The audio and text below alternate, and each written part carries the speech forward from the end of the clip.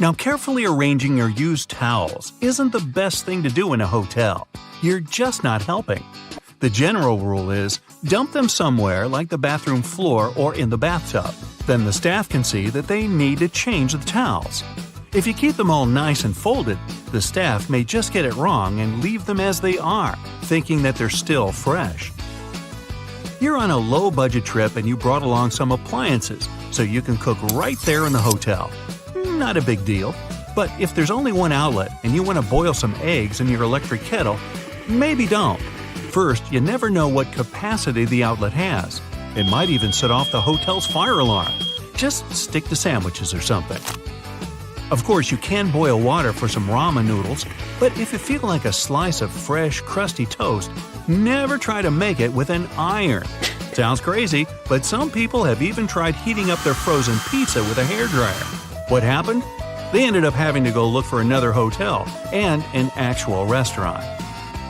Always look for hotels that include breakfast. It's usually way more expensive to have breakfast at a nearby restaurant, plus you most likely wouldn't know where to go. Much better to hit the hotel's breakfast buffet: coffee, cheese, ham, toast, fruit. If you play your cards right, you'd be too full for lunch. Sometimes your hotel room's way bigger than you expected. If there are 2 beds, but you're traveling alone, maybe don't use both of them. That'll just add a bunch of unnecessary work for the hotel staff. Even though room service includes cleaning, it's polite to do some basic tidying up yourself before you leave. Pick up any paper lying around. Wipe up that coffee you spilled on the floor. Don't make the bed though. The staff's going to replace the sheets no matter what. Plus, if you make the bed right after you get up, you're just actually creating a lovely dark environment for tiny dust mites. Yeah, bugs might be a real issue. Even the best hotels with the best staff can be powerless against those little guys. Put your luggage in the bathtub first. It's the cleanest place in the room. Then check the place over for bugs. If you don't see any, start unpacking. So, no bugs. But what about mold? The most common way for mold to get into a hotel room is if you chuck your wet towel on the bed and go out for the day. You might get back to an interesting smelling room. If you're going to be traveling a lot and plan on using the same hotel chain more than once, don't try to trick the hotel into thinking you never drank that soda from the minibar. Yeah, a can of soda might cost you double what you'd pay at the gas station, but you don't want to get put on the hotel's naughty list. This one sounds hilarious, but still, no one should ever be boiling their socks or any other item of clothing in the kettle that comes in the hotel room. Some hotel managers claim to have seen it happen. Just send your clothes off to the hotel's cleaning service people. If you love sleeping on a thick pillow, ask the front desk for an extra one. Don't even think about moving that cushion from the couch. Chances are, it's never really been washed. Saying thank you is always polite, but a nice tip would go down even better. It's not that polite to leave your room service tip on the last day of your stay. Different people might have been cleaning your room, so only tipping the last one is kind of unfair. If you decide to leave your tip on the very last day, leave a note along with it to make sure they share it with their coworkers. You can also tip the parking valets when you drop off and pick up your car. And in general, don't be shy. You can tip a door person, a porter. Those small tips can add up, and they'll be really grateful for any extra cash. Taking reusable items from your hotel room as a souvenir is a big no-no, though it's okay to grab those shampoos, conditioners, lotions, soap, combs, sewing kits. That stuff can save you an emergency. Leave those towels, glasses, and dishes behind for the next guest. If your room has the bathrobe of your dreams, you can always go to the front desk and ask if you can buy one. If you try to take one with you without asking for permission, chances are your credit card is going to be charged for it later. By the way, don't dry hotel towels out on the balcony. If you end up saying goodbye to one of them just because the wind took it away, or was it some shady neighbor, you'll be the one who's going to pay for it. They're just plain white towels, but they can be pretty pricey. Don't be too shy to call down to the front desk and ask for a late checkout. It's probably not a big deal for the hotel, but it might make all the difference to you. Hotels know you might be more likely to choose them again or leave a nice tip if they give you a few extra hours in your room. If they say no, well, at least you tried. One thing you can do to help the staff out when you leave is to air out your room. That small step is one of the most time-consuming things they have to do, and they have to clean the rooms really fast. Just leave the windows open to freshen the room up a bit. If it's really hot outside, you can even leave the air conditioning on. Just don't do both at the same time. Leave the TV remote on the desk, any cutlery on the table, and all the chairs back in their places. It'll save housekeeping a lot of time. They're already in a huge rush. Imagine cleaning hundreds of rooms every single day. Accidents can happen anywhere, and it's okay if you accidentally drop a glass and it breaks. But don't try to get away with it. Give the front desk a call. They probably won't even charge you for such a minor accident.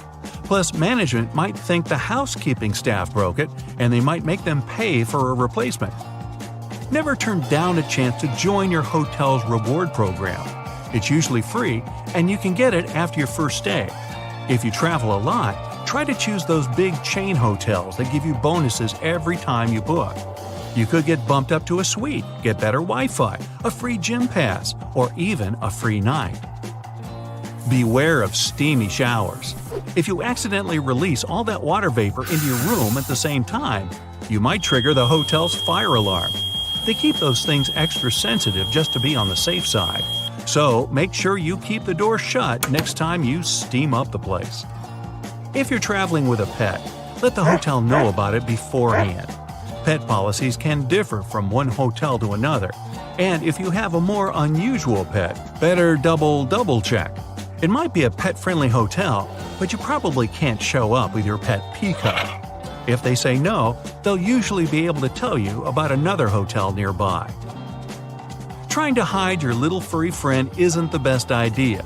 Dogs can be super noisy, so can cats, so can peacocks. You're going to be looking at a hefty fine if they catch you. Booking etiquette is a bit different now than it used to be. You used to have to confirm your stay at some hotels by writing them a letter. Nowadays, just make sure you have all your booking info handy on your phone. That'll make the front desk people pretty happy. If it's a big hotel, they might have hundreds of people checking in the span of a few hours. The front desk staff are usually super busy managing guests, deliveries, events, emergencies, a random peacock running through the lobby, and so forth. Just a nugget of advice: don't disturb them for every minor question you might have. Check out that booklet that's normally hanging out on the bedside table. The answer is most likely in there. Enjoy your stay. You check into your hotel room, connect to Wi-Fi, jump on the bed, and post 15 photos of your new window view. When the initial surge of excitement is gone, you notice a suspicious blinking light on your big TV. Could it be that someone is watching you? Or have you just seen too many spy movies?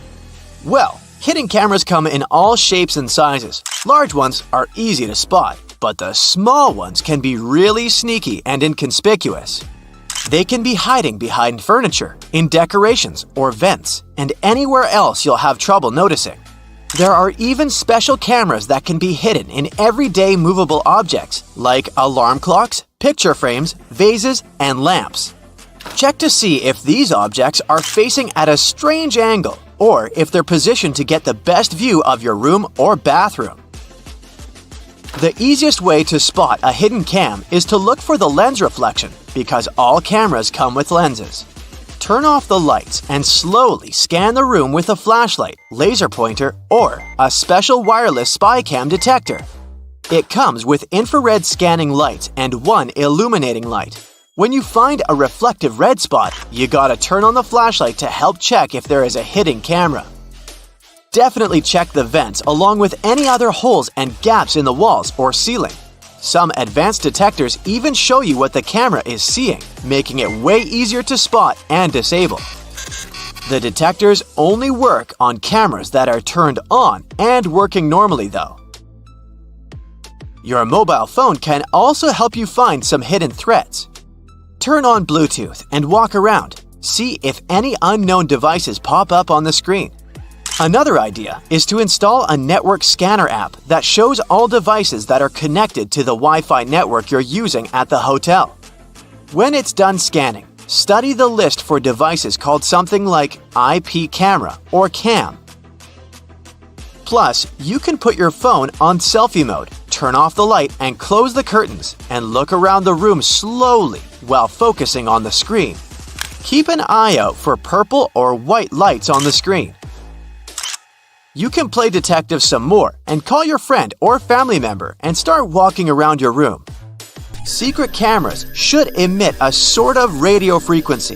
It will most likely interfere with your phone call signal. If you start hearing any weird noises while you're on the phone in a certain area of your room, make sure to inspect it carefully. Check out the light switches, electrical outlets, lamps, and other objects you normally wouldn't pay attention to. If they look a bit crooked, have a hole, or seem misplaced, it could be a sign that someone tampered with them. Many spy devices need wires, and whoever installed them had to hide those wires, often behind the vinyl baseboard. That's why the place where the floor and the wall meet is another area you should check.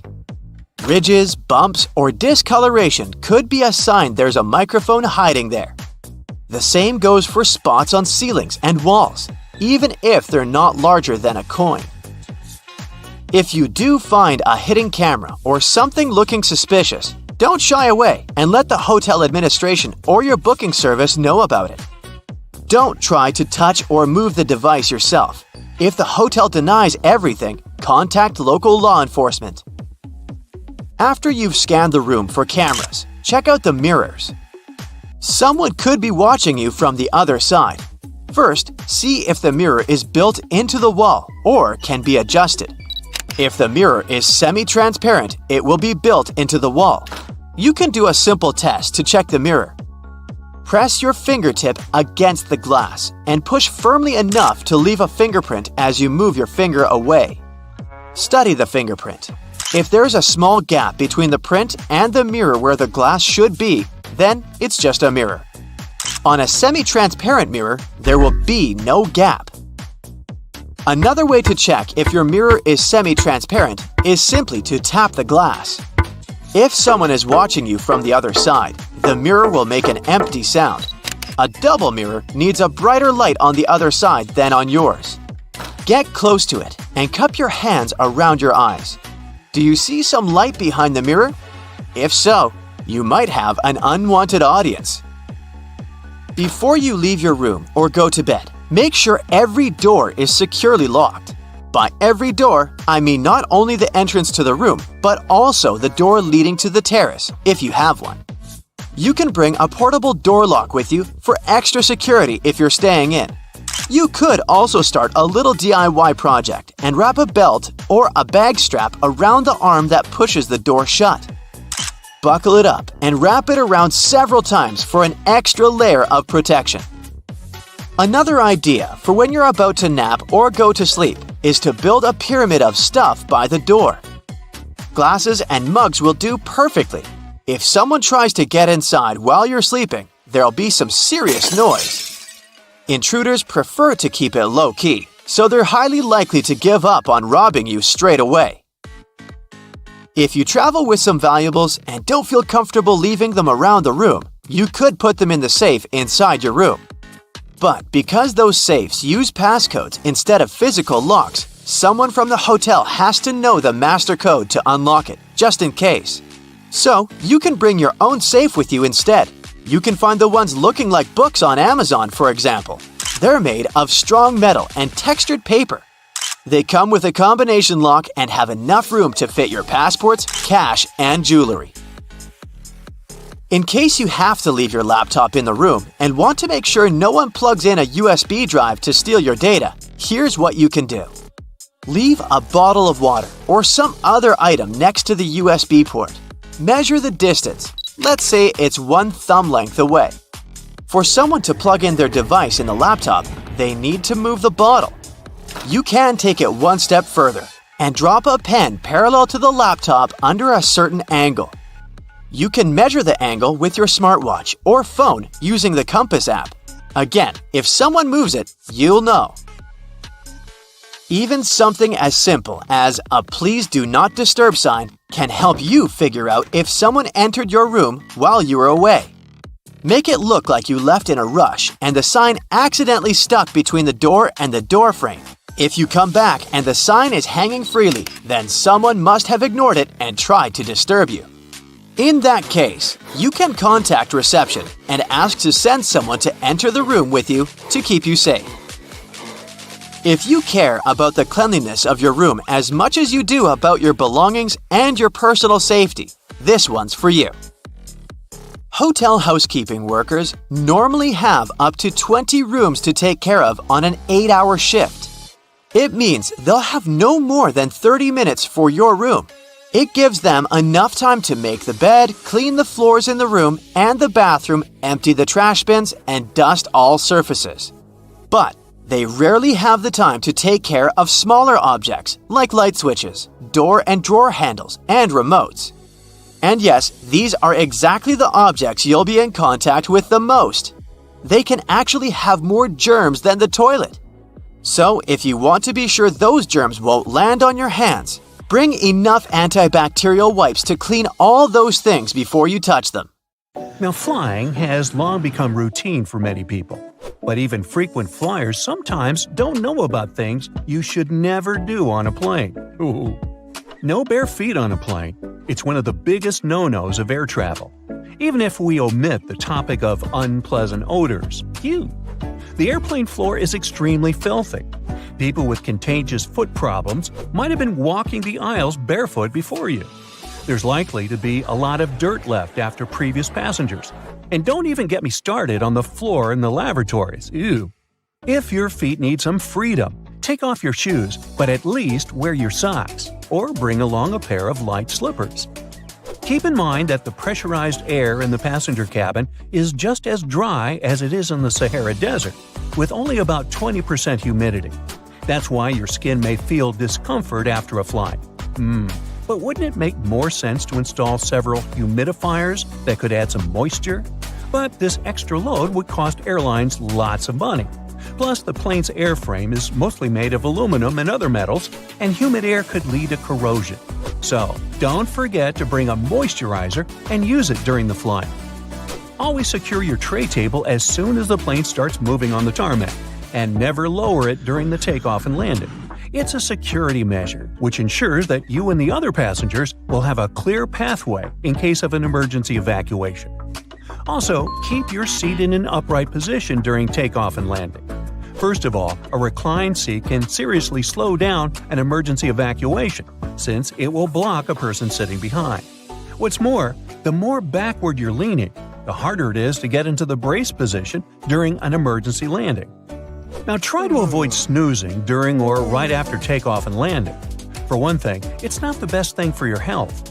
The main problem is that the air pressure inside the cabin changes very quickly during these phases of the flight. This, in turn, affects the air pressure in your ears. It's important to be alert during this time to relax and open up your ears, for example by yawning or swallowing frequency. Chewing gum works for me. If you're sleeping, you can't do this, which can lead to permanent damage. And of course, there's a safety issue. Most accidents happen during takeoff and landing. If you're sleeping during these stages, you might not be alert and conscious enough if an emergency happens. Now, this next recommendation comes from the EPA, the Environmental Protection Agency.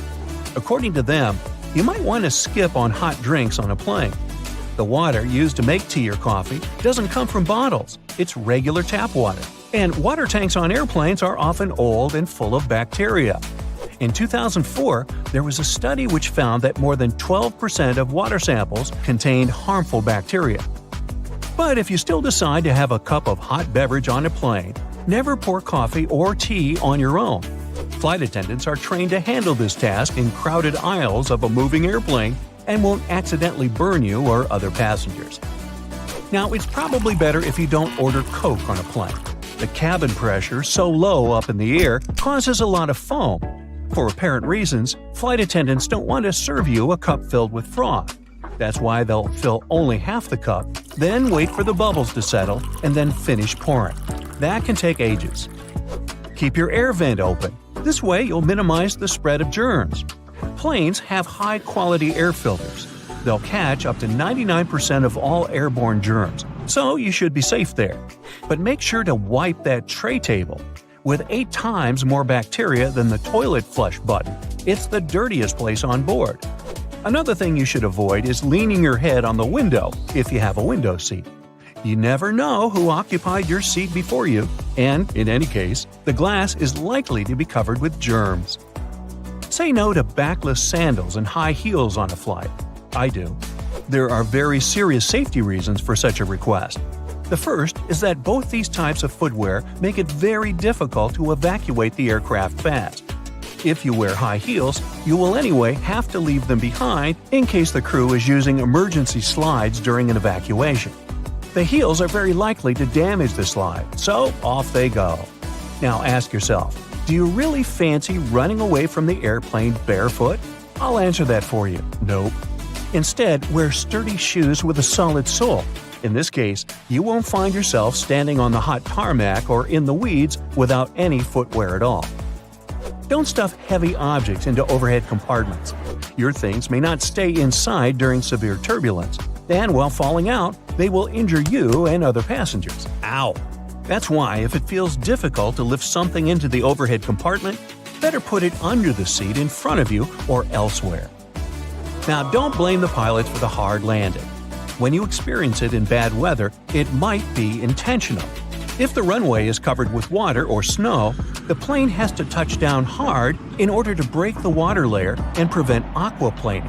Otherwise, the water can perform the role of a lubricant, and the plane won't be able to brake or respond to any control. Deploying an emergency slide when there's no emergency is a very bad idea. It can cause hour-long delays and cost airlines thousands of dollars to pack the undamaged slide back into its container. Why would someone do it? Apparently, some think it'll help them get off the plane faster. Well, they're an idiot. Don't be one yourself. Just keep in mind that it doesn't work this way. Don't ignore the instructions of the cabin crew to open window shades during takeoff and landing. This way, flight attendants can see what's happening outside, assess the situation, and act fast, organizing the evacuation. For example, if there's a fire outside one exit, they will redirect passengers toward another door. Avoid carrying spray deodorants or shaving cream in your carry-on baggage. Both these things tend to explode mid-flight and therefore aren't allowed on board the airplane. A much better idea is to choose stick deodorants. You also mustn't keep power banks in your checked luggage, and if you want to bring one on board, its capacity shouldn't be more than 20,000 milliamps. Besides, you shouldn't use them during the flight since they might catch fire. In general, lithium batteries are safe to use, but since they're high energy, they can catch fire if they're not treated with care, misused, or if there's a manufacturing fault. Such batteries have been the cause of quite a few fires on board airplanes, as well as during ground handling. Do not worry about airport scanners, they won't harm your health. Otherwise, airport employees wouldn't be able to stay near them without special clothing. Even when you're passing by a baggage scanner, the risk is minimal. And the last one, don't act like a jerk on board. Behave yourself. I know you will. Also, never try to land a plane on your own. Nah, don't laugh, I'm not kidding. In movies, they often show us that something happens to the pilots and they can't land the plane. And that's when the main character, a very skillful person, starts their game. Unfortunately, it's close to impossible to do it in real life.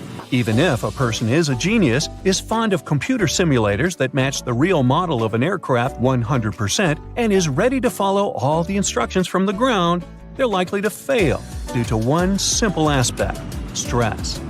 It is true that there have been cases throughout history when amateurs landed smallish private planes after the incapacitation of a pilot. However, there has never been a case of a non-professional pilot landing a commercial passenger airplane. It's only in the movies. Many airports have carpets at their gate areas. This nicety usually comes with a few other perks: lower ceilings, comfortable seats, and pleasant natural lighting. All this costs more for airports, and carpets are not so easy to clean as hard floors are, but they create a cozy feeling for passengers waiting for their flight, making them more relaxed. Still, it isn't a gesture of goodwill on the part of airports. According to social research, calm passengers are about 7 to 10% more likely to go window shopping and actually buy something in the lounge area or duty-free zone. So, by investing in the passenger's comfort, airports actually increase their own income. If you ever wanted to know what happened to your baggage while you're on board a plane, the short answer is that airport staff don't actually know once it leaves their territory, and they probably really don't care. Sorry. Baggage is sorted automatically. Scanners scan the barcode and sort the baggage according to its destination. The three main tasks of airport baggage handlers are to move your bags from the check-in area to the gate, to move them from one gate to another when you have a connection, and to move your bags from the plane to the baggage claim area. And that's it. So if your luggage doesn't move fast enough, it can be late for your connecting flight, or the exact opposite. Your bag gets to your destination before you do because you're stuck at passport control. Another problem can arise if you forget to tear off any old stickers showing a different destination. In this case, the scanner might send your luggage to the wrong country. Most airports are equipped with giant kitchens where the food for passengers is prepared. These kitchens usually cook food for different airlines at once.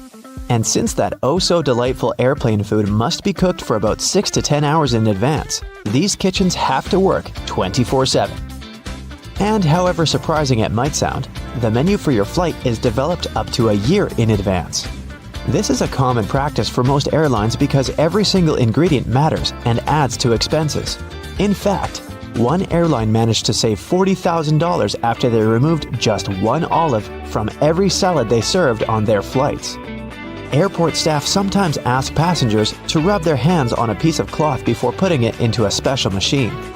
It might seem kind of scary, but it's actually harmless. You're simply being checked by a machine called an atomizer.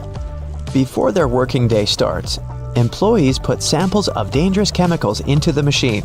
The machine memorizes these smells, and in case a person's hand smells like those chemicals, it alerts airport staff to this danger. You know how it sometimes goes. You come to the security checkpoint, and suddenly, it turns out you have something prohibited to take on board in your carry-on. But don't worry, all the things seized during the pre-flight inspection can be stored at the airport for as long as 3 months. On top of that, you have an opportunity to mail them any address inside the country. Things taken away by security and weren't claimed can also get sold at special auctions and are delivered worldwide. If you have a long layover between flights, going to the nearest hotel to rest might not be the cheapest option. There's a much better trick. Check if the airport or airline sells 24-hour access to the VIP lounge zone. In most cases, you can have free snacks and drinks there and use free shower cabins and rooms for rest at a very affordable price. In multi-terminal airports, search for underground passageways connecting terminals that most people might not know about. For example, at Frankfurt Airport in Germany, there's a walking tunnel between Terminal 1 and Terminal 2 that's mostly used by employees since passengers are simply unaware of its existence. There's an actual term for the first 60 minutes after you clear check-in. The golden hour. It's the time that passengers statistically spend more money in retail and duty-free areas of the airport. And having the most comfortable seats in those areas right in front of the shops is a clever trick to lure you in for shopping. Let's admit, sitting in front of a comfy chair while looking at a flashy sign or shopping window can be tempting, and that's exactly what the airports want you to feel. If your flight is overbooked and you can't fly at the designated time, don't hurry to accept the first voucher you're offered as an apology. Normally, airlines keep raising the stakes until they have enough volunteers to give up their flight seats. And if they don't, and you've been bumped in voluntarily, you can insist on a cash refund instead. Depending on your ticket price and the time of your delay, you might be entitled to as much as $1,300. Most airports have specific experts called profilers. These people practice what's called SPOT, or the screening passengers by observation technique. They carefully analyze facial expressions, gestures, and behavior in order to detect suspicious people. Their job is to notice the nonverbal signs of anxiety, such as people licking their lips, itching, or looking around a lot. If a profiler notices a person acting in a weird or off way, they can invite them for an inspection, where they can talk to a person to find out more about them. profilers work in both the main halls and in passport control. The typical question they ask is, "What's the purpose of your visit?" Then they check the person's reaction to this inquiry. No matter how reserved a passenger is, if they have something to hide, TSA officers will find out, thanks to the tiniest cues in people's behavior. Before your luggage even gets on the plane, it goes through 5 security levels, and one of them, besides scanning the contents, includes being checked by a special dog that can sniff out dangerous chemicals. It's a well-known fact that a dog's nose is much stronger than that of any human. In fact, dogs distinguish smells from 10,000 to 100,000 times better than people do. No wonder airports take advantage of this super sense for security and regularly use these sniffer dogs to detect suspicious substances. What's really cool is that you can't even distinguish a detection dog from its civilian siblings. Unlike police dogs, the ones working at airports aren't trained to frighten or intimidate people. The most popular sniffer breeds are golden retrievers, labs, and German short-haired pointers. Charging your phone at a specifically designated spot can look convenient, but it's not really safe. If the charging station only allows you to plug in your cord, you might get malware installed on your phone with you none the wiser. The only safe way to charge your phone or tablet is to find an electric socket and use it with your own charger. Same goes for free airport Wi-Fi, apart from the airports requiring you to authenticate yourself more often than not. Someone can easily access your data while you're using an unprotected Wi-Fi hotspot. It's safer to use your mobile data, but if you absolutely have to use the airport's Wi-Fi, best clear or encrypt all your important data on your device. It might be exasperating to take your laptop out of your carry-on at the security check every single time. But the airport staff need to have a clear look at your device to make sure nothing is concealed inside. On the screen of an X-ray scanner, a laptop looks like a semi-transparent object with a clearly visible hard drive, CD drive, and whatnot. But security officers can't see what's behind some of those parts. For example, a dense and rather large battery. People tend to choose the closest security line to them. If that line turns out to be super crowded, just look around after ID and ticket check. You may see another checkpoint with much fewer people. Some checkpoints at the airport are situated at the far edges of the terminal, and that's why passengers fail to notice them. Applying for a TSA pre-check can be a great time saver for traveling in and out of the US. Being a member of this program has some great perks. First, getting through security and passport control happens faster.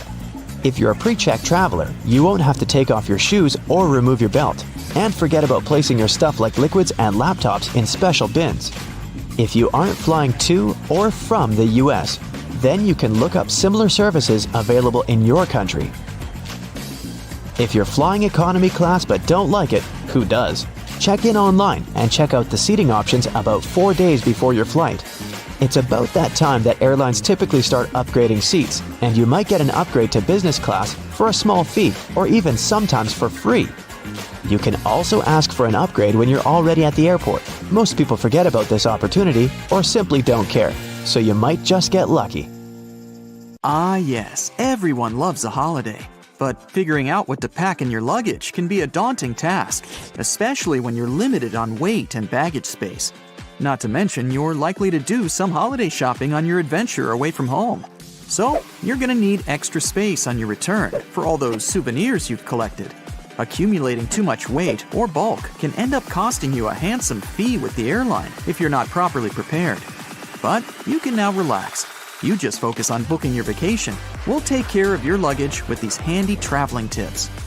No doubt your clothes are going to take up the bulk of your luggage.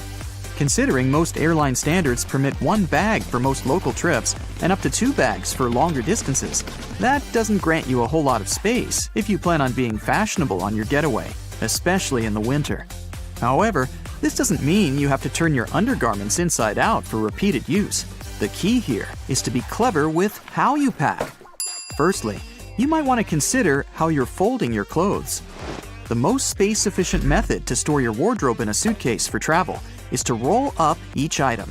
Think of your clothes like those sleeping bags you used to take on your camping trips. They always seem too thick for their compacted covers, but with perseverance, you could roll it up tight enough to fit inside. Now, you don't need to wrestle with your clothes quite as much, but the same principle here applies. Start by folding your shirts, pants, and whatever else you plan on packing neatly, similar to how you might find them on a clothing store shelf. Then, when you have them in a relatively rectangular or squared-off shape, roll them up tightly. Now that you have your little clothes logs, start packing them into your bag. And behold, extra space! Now, here's something we've all experienced arriving at our holiday destination. We drop our suitcase on the hotel bed, open it up, only to find all our clothes unfurled and scattered like a tornado stormed through our bag. Your luggage has had a rough journey from your home to your holiday destination. It's been dragged through airport terminals, tossed around by baggage handlers, and rocked back and forth during in-flight turbulence. A simple stationary item, rubber bands, will help you keep your clothes neat. Now that you've got them rolled up, place a couple of rubber bands around them to keep them from unfurling. This is an especially neat trick if you want to roll an outfit together as one. Maybe you've got head-to-toe denim that you can't wait to rock on your getaway. Fold up your clothes as before, then layer the different items of your ideal outfit atop each other. Roll them up as one, then use the rubber bands to keep them together. You can preemptively decide your day-to-day outfits before you even board the plane. However, you may still prefer to fold your clothes, especially business or formal shirts and pants. Lucky for you, we have a handy trick for that too. Instead of folding each item individually, we're going to lay it out all on top of each other. Start with your shirts and tops, alternating with one on top and one on the bottom, keeping the necks of your shirts at the center. Work your way down to your pants and smaller items until they're all laid out flat. Try to keep your pants in the middle. Finally, start folding your items in on themselves, with the shirts creating the outer layer until you end up with a neat bundle, like a present. You should be able to sit your bundle squarely into your bag. Want to save even more luggage space? Instead of putting your undergarments and socks into their own section, try fitting them into available spaces and gaps within the rest of your luggage. If you plan on taking a cap with you, for instance, the inside of your headwear is a great space to store your socks. This applies to other small luggage items too, such as phone chargers and ties. Though keep in mind that you can also lay your ties and belts out flat across the clothes in your luggage to conserve space. And if you're really limited on baggage size, say all you have is a carry-on for a fortnight-long trip, here's another method. Get yourself some compression bags to store your clothes in. These bags will compact multiple sets of clothes into the size of a small laptop bag. Fold up the clothes you intend to pack and store them into the compression bag. You should be able to fit 8 to 10 standard clothes items or a few bulky ones. Once you've filled the bag, seal it and squeeze the air out through the built-in one-way pressure valve. The easiest way to do this is either by rolling it, and you should be pretty good at rolling your clothes by now, or by using your knees to apply pressure. You should be able to fit 2 to 4 of these compression bags in your standard carry-on suitcase, which is especially helpful if you want to save money by avoiding checked-in luggage. And you can take even more clothes on board with you if you stick them into a pillowcase. The best thing about this tip is that it also doubles as a comfy pillow for you to rest your head on during the flight. If you do have a bit more space to spare, another great way to keep your stuff organized is with packing cubes. It might not be as space efficient as compression bags, but a lot of travelers prefer them for tidier and well-organized packing. You might like to divide them by outfits or clothes types, such as one for pants and one for tops.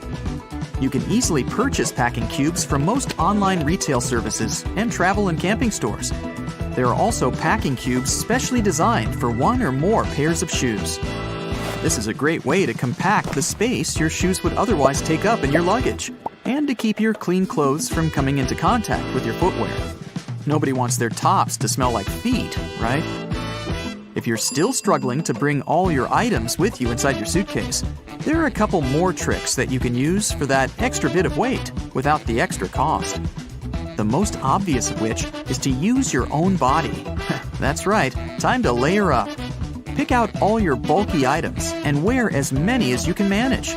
You can try wearing some shorts under your pants or several layers of your winter wear, such as your sweater, jacket, and coat, all over the top of one another.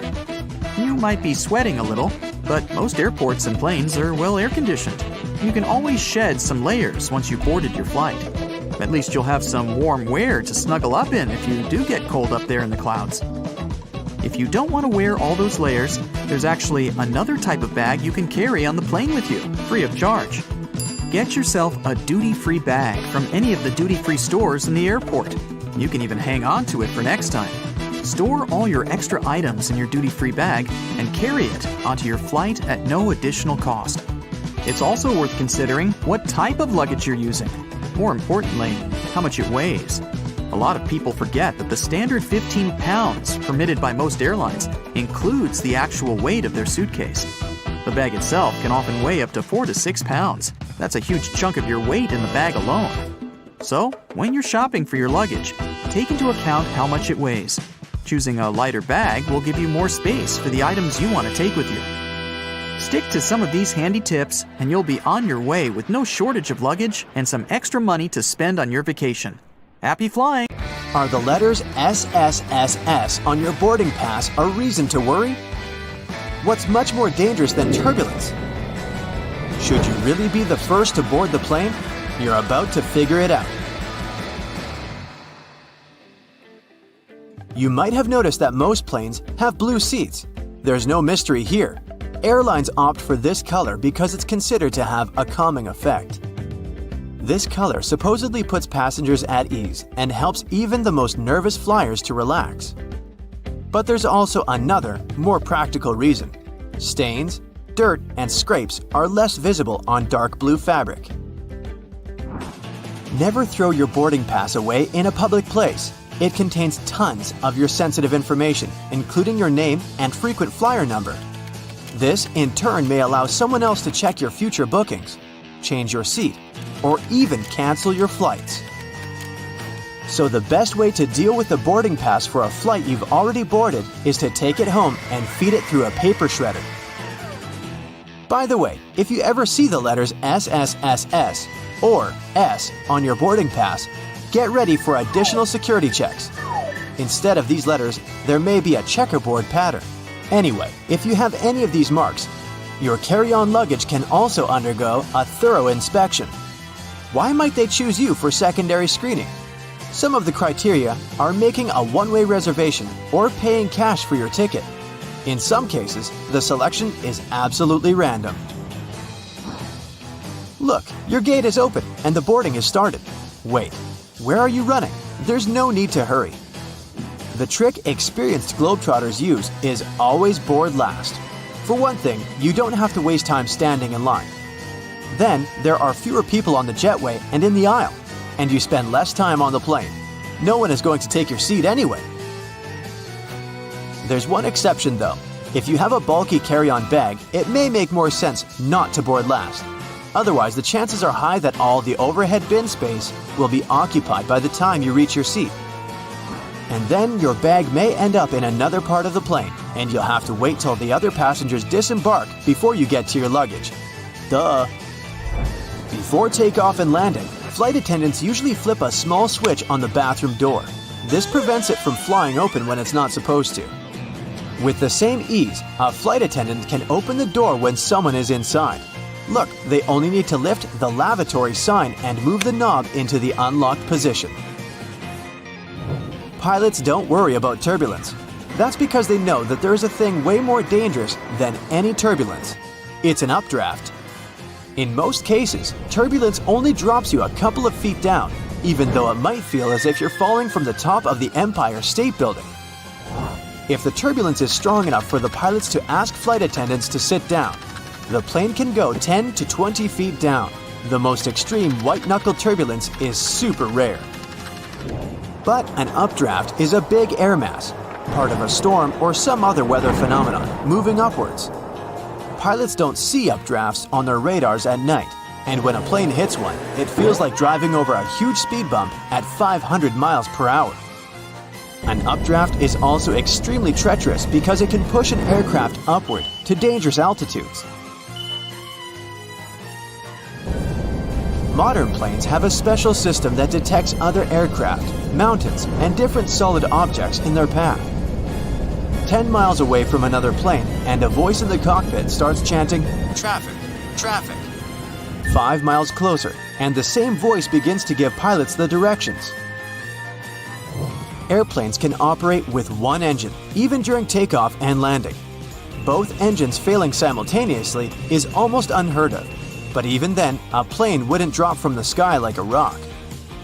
Pilots would have up to 20 minutes to find a suitable place to land.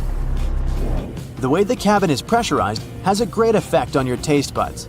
You lose up to 30% of your ability to taste sweet and salty things. In other words, it's not that airplane food isn't tasty, you just don't feel its flavor. That's also the main reason why airline catering companies add extra salt and spices to the dishes they cook. But you know what may help you? Noise-canceling earphones. For some reason, that probably has a scientific explanation. Cutting off all that noise around can help your taste buds. Each of those dings you hear during the flight has its own meaning. In most airlines, a boing soon after takeoff indicates that the landing gear is getting retracted. 3 dings in a row means more urgency than just one. A high-low ringtone informs crew members that their colleague needs them in another part of the plane. 3 low chimes means some serious turbulence ahead. Crew members are supposed to put away meal carts, take their seats, and fasten their seatbelts. If you're a nervous flyer, pick a seat in the middle of the cabin. Turbulence mostly affects the front and rear parts of the cabin. The middle section, which is over the wings, doesn't shake so much. Pilots and co-pilots eat different meals. The reason for this precaution is very simple. Imagine both pilots having the same dish and getting food poisoning. In this case, neither of them will be able to control the plane. If they still want to have the same dish and won't agree to have anything else, there's a safety net. Pilots don't have their meals at the same time. If one pilot ate the dish and still feels okay several hours later, the other pilot can brave their meal as well. What would you say when asked about the filthiest place on a plane? Nope, that's not the toilet seat. It's not even in the bathroom. Flight attendants warn that you should be particularly careful with headrests, seat pockets, tray tables, and seat belts. Experiments have shown that 1/3 of all seat belts have yeast and mold on them. Most tray tables are covered with bacteria. Seat pockets are extremely filthy too, but headrests are the dirtiest of them all. In most cases, flight attendants don't have enough time to change or disinfect them in between flights. If your captain announces they're finishing some paperwork, it means they're busy revising the flight itinerary or waiting for the ground staff to prepare the flight logbook. That's a journal that contains the official record of a journey. Some places, especially those flying long distances, have secret bedrooms for crew members to catch some shut-eye. These bedrooms, called crew rest compartments, are located either at the back of the plane or behind the cockpit. Such a compartment can have up to 10 comfortable beds where flight attendants can have a rest. Plane windows are made of super strong plexiglass that can easily cope with high speeds. And the window panes are shaped in a special way so that the high pressure inside the cabin pushes them against the aircraft body. In other words, plane windows are very unlikely to get broken. Once upon a time, plane windows were square, but the pressure built up in the corners of such windows, making them ultimate weak spots. This means that each square window had 4 weak spots. This made them likely to crash under the enormous stress of high altitudes. Luckily, making airplane windows curved solved this problem once and forever. Such a shape distributes the pressure and reduces the likelihood of cracks or any other damage.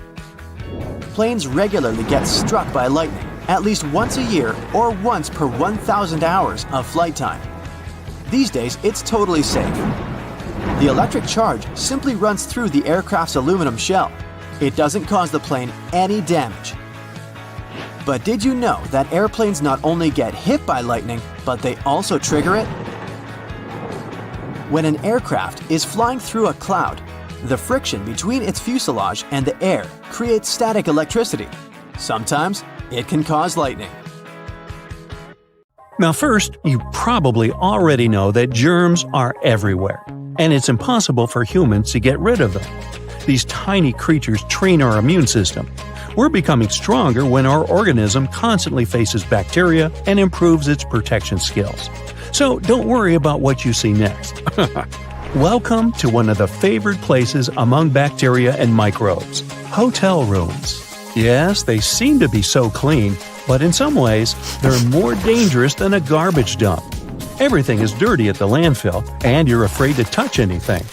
But the dirt in hotel rooms is almost invisible. Germs are waiting for you here, and there are a lot of them. So the first problems appear already in the elevator. The buttons on the panel are swarming with various bacteria. Suppose no one cleans them with a disinfectant. In that case, these buttons become the arena where billions of microbes multiply and devour each other. Take a look at an ordinary apartment building. There are elevators too. The same people live in this house, transmitting the same germs when they touch the elevator buttons. Your body encounters these microbes often and quickly develops the needed protection. But different people stay in hotels. A guy from some African country can bring a bacterium that will be dangerous for a girl from cold Norway. Therefore, after you touch the button, wash your hands with a soap or disinfectant. So, the elevator opens its doors and you walk towards your room. Watch out! There's another hot spot ahead. See that door handle? This area is another beloved playground for germs. How many people have touched it before you? How long has it been since it was washed? Do you know why such a handle is more dangerous than a toilet seat? Most of all, microbes accumulate on our fingers and palms.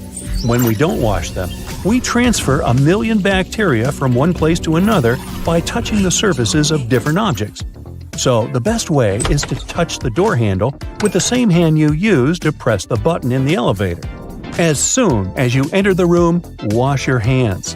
The good news is that hotel staff clean bathrooms and toilets much better than the rest of the room. So you're a bit safer here. But still, take a good look at the corners of the bathroom and the tiles. If you see black spots somewhere, it means there's mold. This thing can cause allergic reactions like runny nose and eye irritation. Mold can be pretty dangerous, but hotel staff usually watch it closely. So it's unlikely that there will be something like this in your room unless it's a cheap hotel. You don't stay there, do you?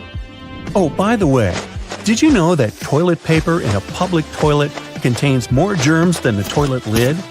You make a mistake if you cover the seat with pieces of that paper. First, many people touch it, which means they transfer bacteria onto it. Secondly, dirty little splashes get on the roll when someone flushes the toilet. Microbes feel more comfortable living on soft paper than on the hard surfaces of the toilet, so don't put it on the seat. But if you see a metal or plastic cover on the roll, you're lucky, since the roll is protected from germs. Then, after you've done your business and washed your hands thoroughly, you have two options. Wipe your hands with a paper towel or use a hand dryer. It doesn't matter which you choose, both variants have a lot of germs. But if you use the dryer, bacteria will fly all over the room, so better grab a towel. Okay, you come out of the bathroom and find yourself in a danger zone. Don't think that all germs there are harmless. Some of the most common bacteria in hotels cause intestinal infections. If you don't want to spend the rest of your vacation or business trip next to or on the toilet, get ready to fight colonies of tiny parasites. The first thing you need to do is wash those glasses and cups with soap. Some travelers carry their own mugs with them, which is a good idea. Then look around and ask yourself, which places do people touch the most? These are the TV remote control, coffee machine, fridge, door handles, tables, hairdryer, and windows. But relax, you don't need to do the cleaning instead of the hotel staff. It's enough to have wet wipes with a powerful disinfectant. Wipe the surface of all these objects. Perhaps you worry in vain, and the hotel carefully monitors how clean the rooms are. Or you can tell the manager you want to have your room cleaned again. So you've wiped all the surfaces and jumped into bed tired. Unfortunately, you're not the only one to rest on that soft mattress. You have a huge company of bacteria. Of course, washing pillowcases and bed linen destroys germs, but what about the bedspread? Most likely, nobody washes it. Removing germs from the tissue is difficult, so you'll probably have to put up with it. But the thing you shouldn't accept is bed bugs. If you notice dark spots on your mattress, this is most likely the waste left by bed bugs. You're not hungry, are you? I don't want to spoil your appetite. The insects themselves can hide deep in the mattress. They can sleep there for months and then wake up to satisfy their hunger. While you're resting, they come out and bite your legs. If you notice small red spots on your skin in the morning, then bed bugs have, well, kissed you. The bites of these beetles are not dangerous. Some people may have a mild allergic reaction in the form of irritation on the skin. But the problem is that some bed bugs can get into your clothes or things. Then you'll bring them home. These creatures multiply rapidly. Therefore, if you don't want a colony of biting bugs in your house, then wash your clothes, clean your luggage, and go to the shower. But before that, ask the hotel manager to refund your money, because bed bugs are By the way, even if the room is squeaky clean, it doesn't mean there are no bed bugs in it. Perhaps previous guests brought them. So your bed has no black spots and you have wiped all the dangerous surfaces. That's it, you're safe. But try to walk on the floor wearing slippers or thick socks, as the floor is also a source of dirt. You spend several nights in the hotel and finally return to a clean and safe place, your home. Unfortunately, your house can also have many germs you don't see. Do you like to have fun with friends and play video games? Do you remember when the last time you cleaned the gamepad was? All your friends have held it in their hands, which means you've collected all of their microbes there. Your kitchen cutting board. How thoroughly do you wash it? It's not enough just to splash it with water, especially if you cut meat and vegetables.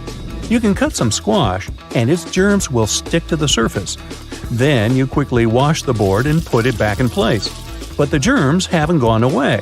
They're still firmly attached to the surface, waiting for you to cut bread. Then they'll jump onto the food and get into your stomach. How's that appetite doing? Still good? Another dangerous place is a dish sponge. Even if you use a good detergent, germs still accumulate there. The best way to get rid of them is to change sponges once a week. And now you'll see a paradise for bacteria. A place with an ideal cold temperature and a lot of food, from fresh to spoiled. Hey, it's your fridge. There you put products that you bring from the supermarket. Hundreds of people could touch them with their hands, leaving millions of germs. Therefore, don't forget to wash your fridge often. And also, keep any meat away from packaged products, because germs on a rare steak multiply and spoil it quickly. Well, perhaps you're too worried about your health now. If so, then you should remember the words from the beginning of the video. Let me quote. You probably already know that Germans are everywhere. Wait, that's not it. Sorry. Airports are some of the most visited and, at the same time, mysterious places out there. So, let's see what's going on behind the scenes and what secrets airports hide. At some airports, there are special people called profilers. Such people bring to life a special program called SPOT, Screening Passengers by Observation Technique. They analyze your mimics, gestures, and behavior in order to detect suspicious people. Their job is to notice nonverbal signs of anxiety, people licking their lips, itching, or looking around a lot. If a profiler notices a person acting in an unusual way, they can invite them for an inspection.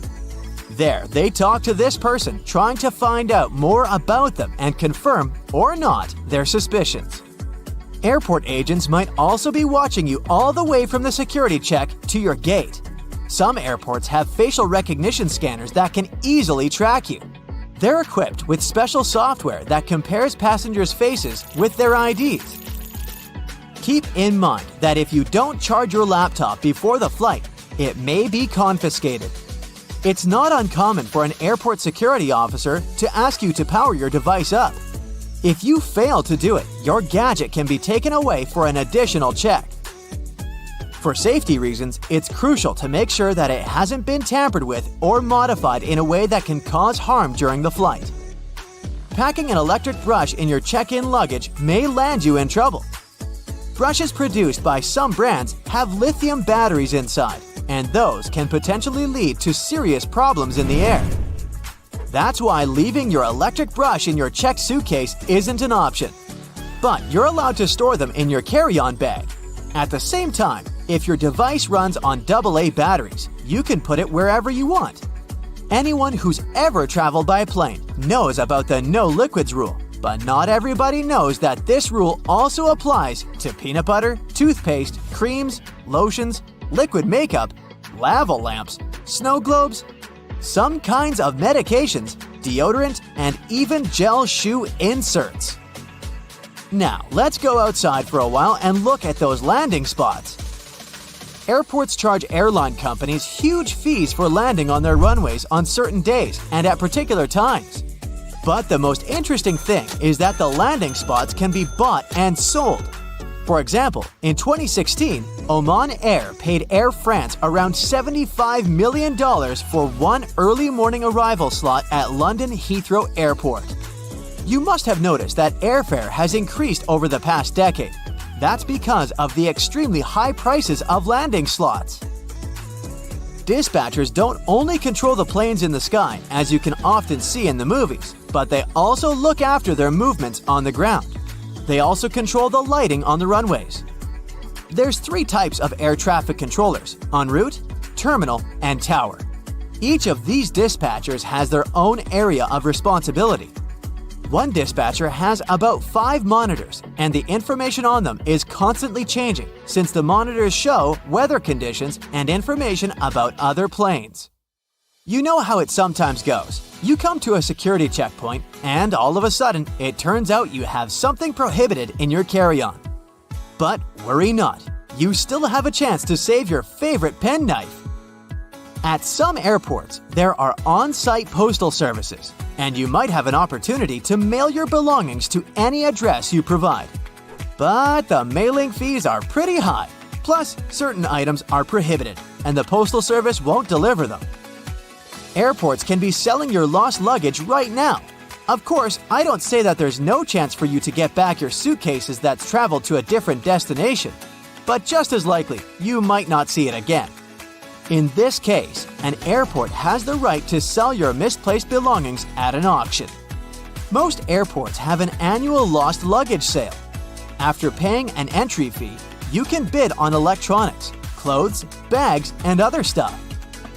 While flying, you might have a celebrity on board, but you won't know it. Large airports have separate check-in and security procedures for celebrities. They often board the plane directly through a hidden door located beside the jet bridge. Some airlines also use cool cars to transfer VIP passengers from the terminal building to the plane. At the same time, most people come to the airport well ahead of time. And the most popular activity while waiting for a flight is wandering through the duty-free zone. And even though people rarely plan to buy anything there, different products end up in their shopping baskets. That's because lots of airports are designed in a special way that makes people feel relaxed and at ease. I'm talking about all those huge windows, a lot of light, massage chairs, and comfortable seating areas. And statistically, calm passengers are 10% more likely to spend money on retail, duty-free, and food. Designers put a lot of thought into airport layouts. It helps to ensure the smooth flow of travelers. And the main point here is easy navigation that can prevent people from getting lost. This is achieved through subtle but very effective design cues. And placing duty-free zones between security checkpoints and boarding gates is one of them. They supposedly help you relax after clearing security and lead you where you need to go. But speaking of food, a celebrity chef restaurant at the airport might not be as good as it would be if you were visiting the real thing. Not chefs themselves, but special restaurant companies are responsible for airport outlets. One of the reasons is the extremely strict security that surrounds airport deliveries, including food. You may still have a nice meal, but it won't be the same. Now, I'll tell you about one more way airports manipulate you into spending your money. They make you walk through the shiny duty-free stores straight after the security check. But the most curious thing is that the walkway through such stores usually veers to the left. That's done because most people are right-handed, which means they use their right arm to pull their luggage and are more likely to look to the right while passing through the stores. And the duty-free zone veering to the left leaves more space on the right, where passengers are more likely to look. Oh, and have you ever noticed how many mirrors there are at airports? Mirrors are strategically placed there to make airports appear larger and create an illusion of more space. This in turn helps to reduce the feeling of claustrophobia and makes the airport experience more comfortable for travelers. If you have an opportunity, don't exchange cash at the airport. You'll never get a good rate there. Those who didn't buy local currency in advance can instead order it online and collect it at the airport. Some services only need a few hours' notice for such an order, or it might even be better to use an ATM to withdraw some cash at your final destination. Now, have you ever paid attention to airport codes? The most often used are 3-letter codes. Why this number? Back in the 1930s in the USA, pilots used the National Weather Service's 2-letter city codes to refer to airports. But soon, the number of airports in the country outgrew the number of such codes. That's why airlines expanded this system by adding the 3rd letter. It was usually X. That's how LA, Los Angeles, turned into LAX. But even though there shouldn't be 2 airports with the same code, some of these codes sound so similar you could easily mistake one for the other. For example, look at this airport with the code CGP in Bangladesh. And here we have CPG. It's the code of an airport in Argentina. It's dangerously easy to fly to the wrong place, so pay attention. Check around the corner, under the bed. Wait, what's that hiding over there?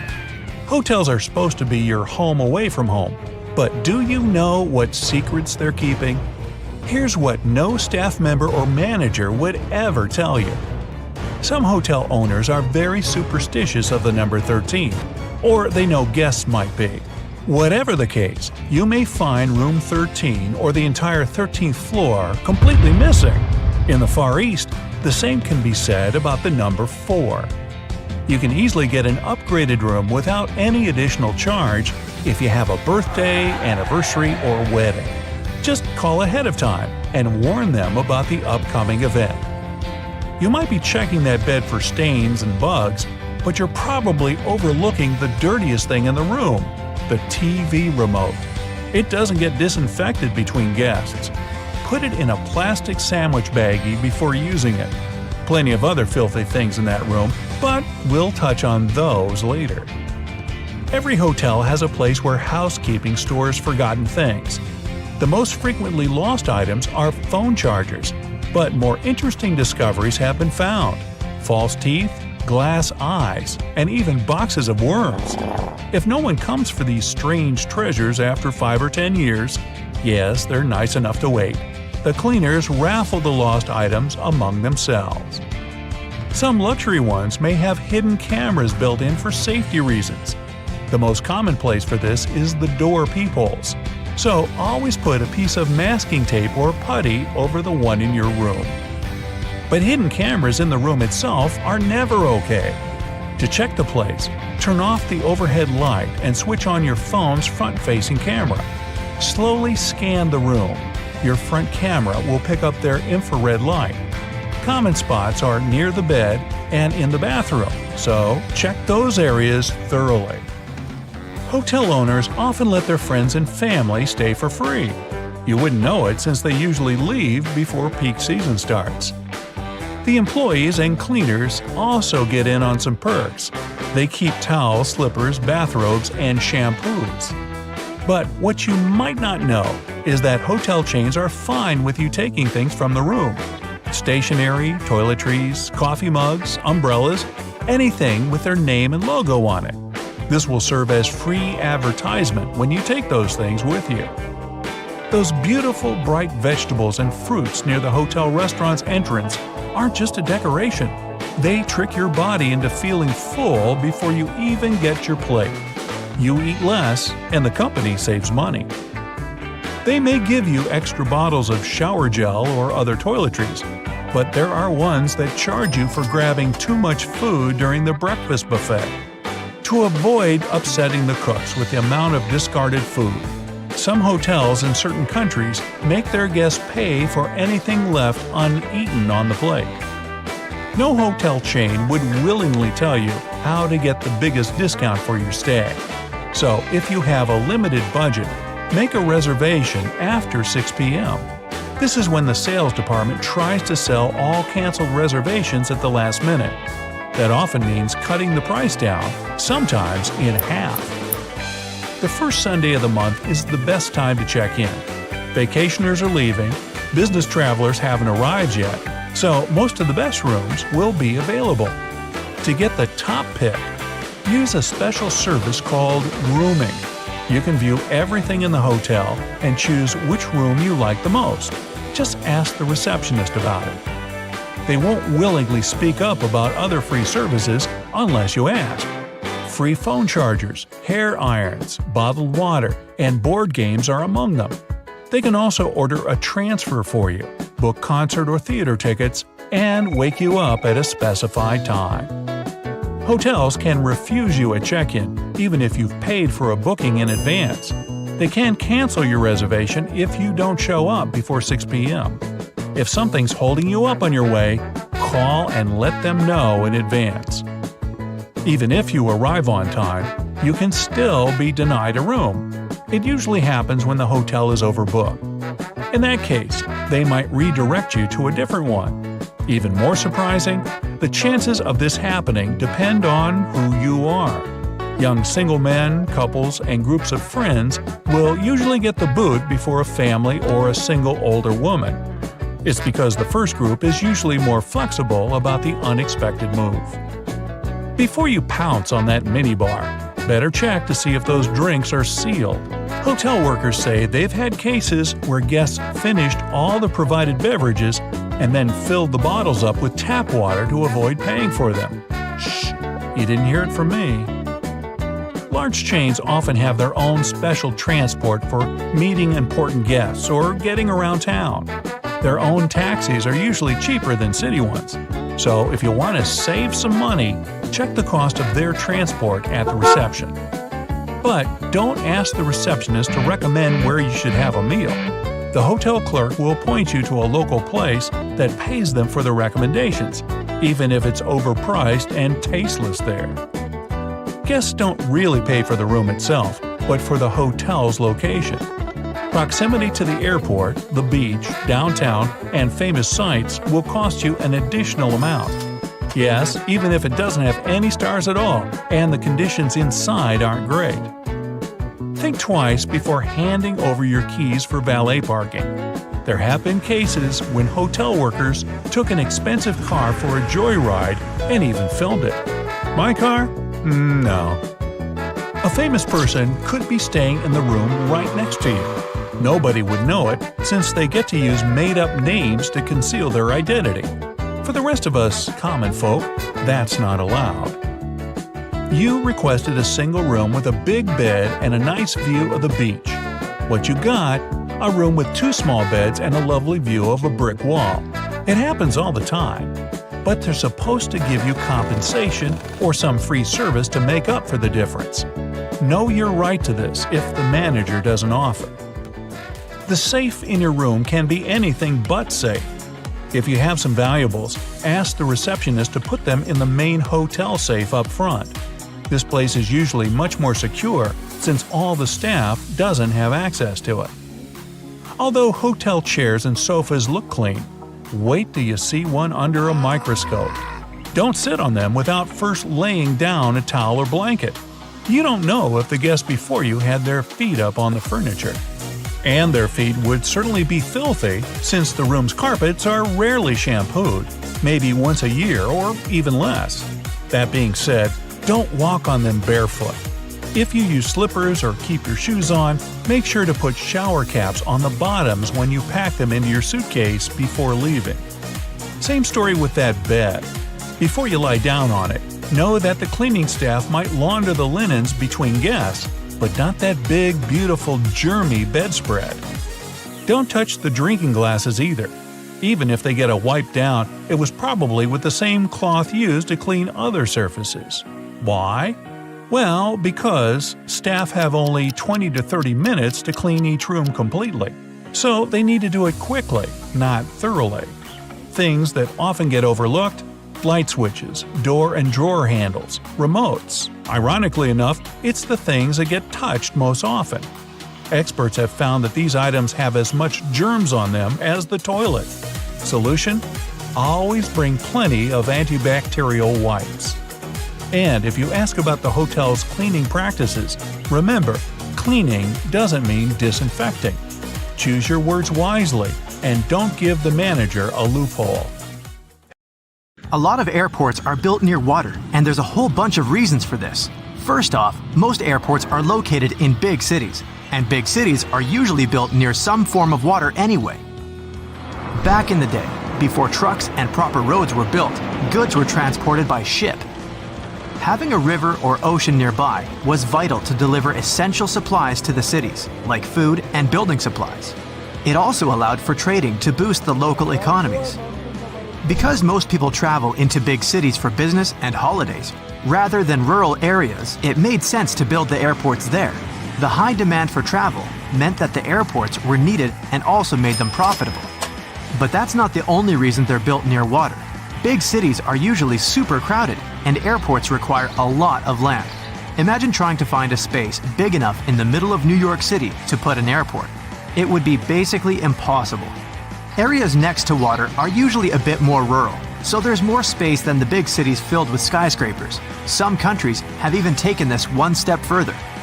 Land is really scarce in Japan, so to build Kansai International Airport, the architects of Osaka headed 3 miles offshore to Osaka Bay to make a man-made island. The artificial island is 13,200 feet long and 8,500 feet wide. That's so big that it can even be seen from space. It took a whopping 38 months to complete, and travelers can get across to the main island of Honshu via car, railroad, or high-speed ferry. Kansai International Airport opened in 1994 and became the world's first airport to be built on the sea. Despite its location, it has the longest airport terminal in the world with a length of just under 1 mile. Airplanes also can't have any obstacles around them when landing. It would be really difficult to try landing a plane with obstructions. These include trees, mountains, buildings, and power lines. Over water, nothing will restrict planes from taking off or landing, making it much safer. On mountainous islands, runways are often parallel to the ocean, as the mountains are inland, just like in the Gran Canaria Airport located on one of the Canary Islands. It also links to safety reasons. If a plane has to cancel a runway landing and go back around again, there must be enough room for it to do this safely without hitting anything. It's also got to be able to climb back up into the air at a safe angle to avoid causing problems for the passengers inside. Reaching this safe altitude is much easier, quicker, and safer by the sea, compared to big cities or mountainous areas. Speaking of failed landings, pilots are trained to deal with engine failure on takeoff. If a plane reaches the right speed for takeoff, it has to leave the runway, even if the engine fails. But don't worry, planes can still fly with only one engine. It just requires a bit more effort. Because of the reduced capacity, it takes longer to reach the right altitude, and more space is required for takeoff. Taking off towards the ocean makes it easier to climb to a safe altitude without worrying about colliding with any obstacles. Another reason for airports being built at water level is that the higher up we go, the thinner the air becomes. It causes the thrust of the engines to decrease, as well as the lift produced by the wings. Setting off from higher areas means it's more difficult for the planes to take off. In terms of money, this would mean building longer runways, which would cost more, and no one wants that.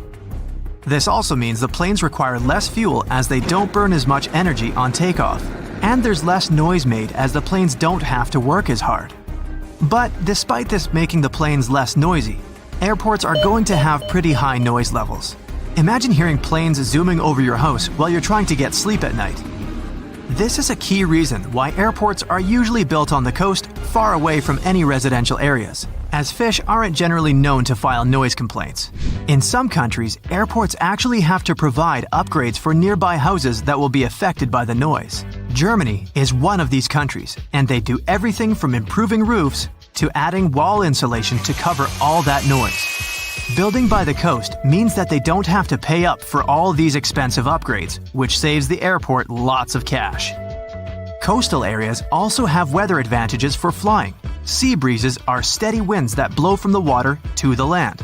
Planes mostly land and take off with the wind, making it the perfect place to build an airport as there'll be no delays caused by unexpected strong winds.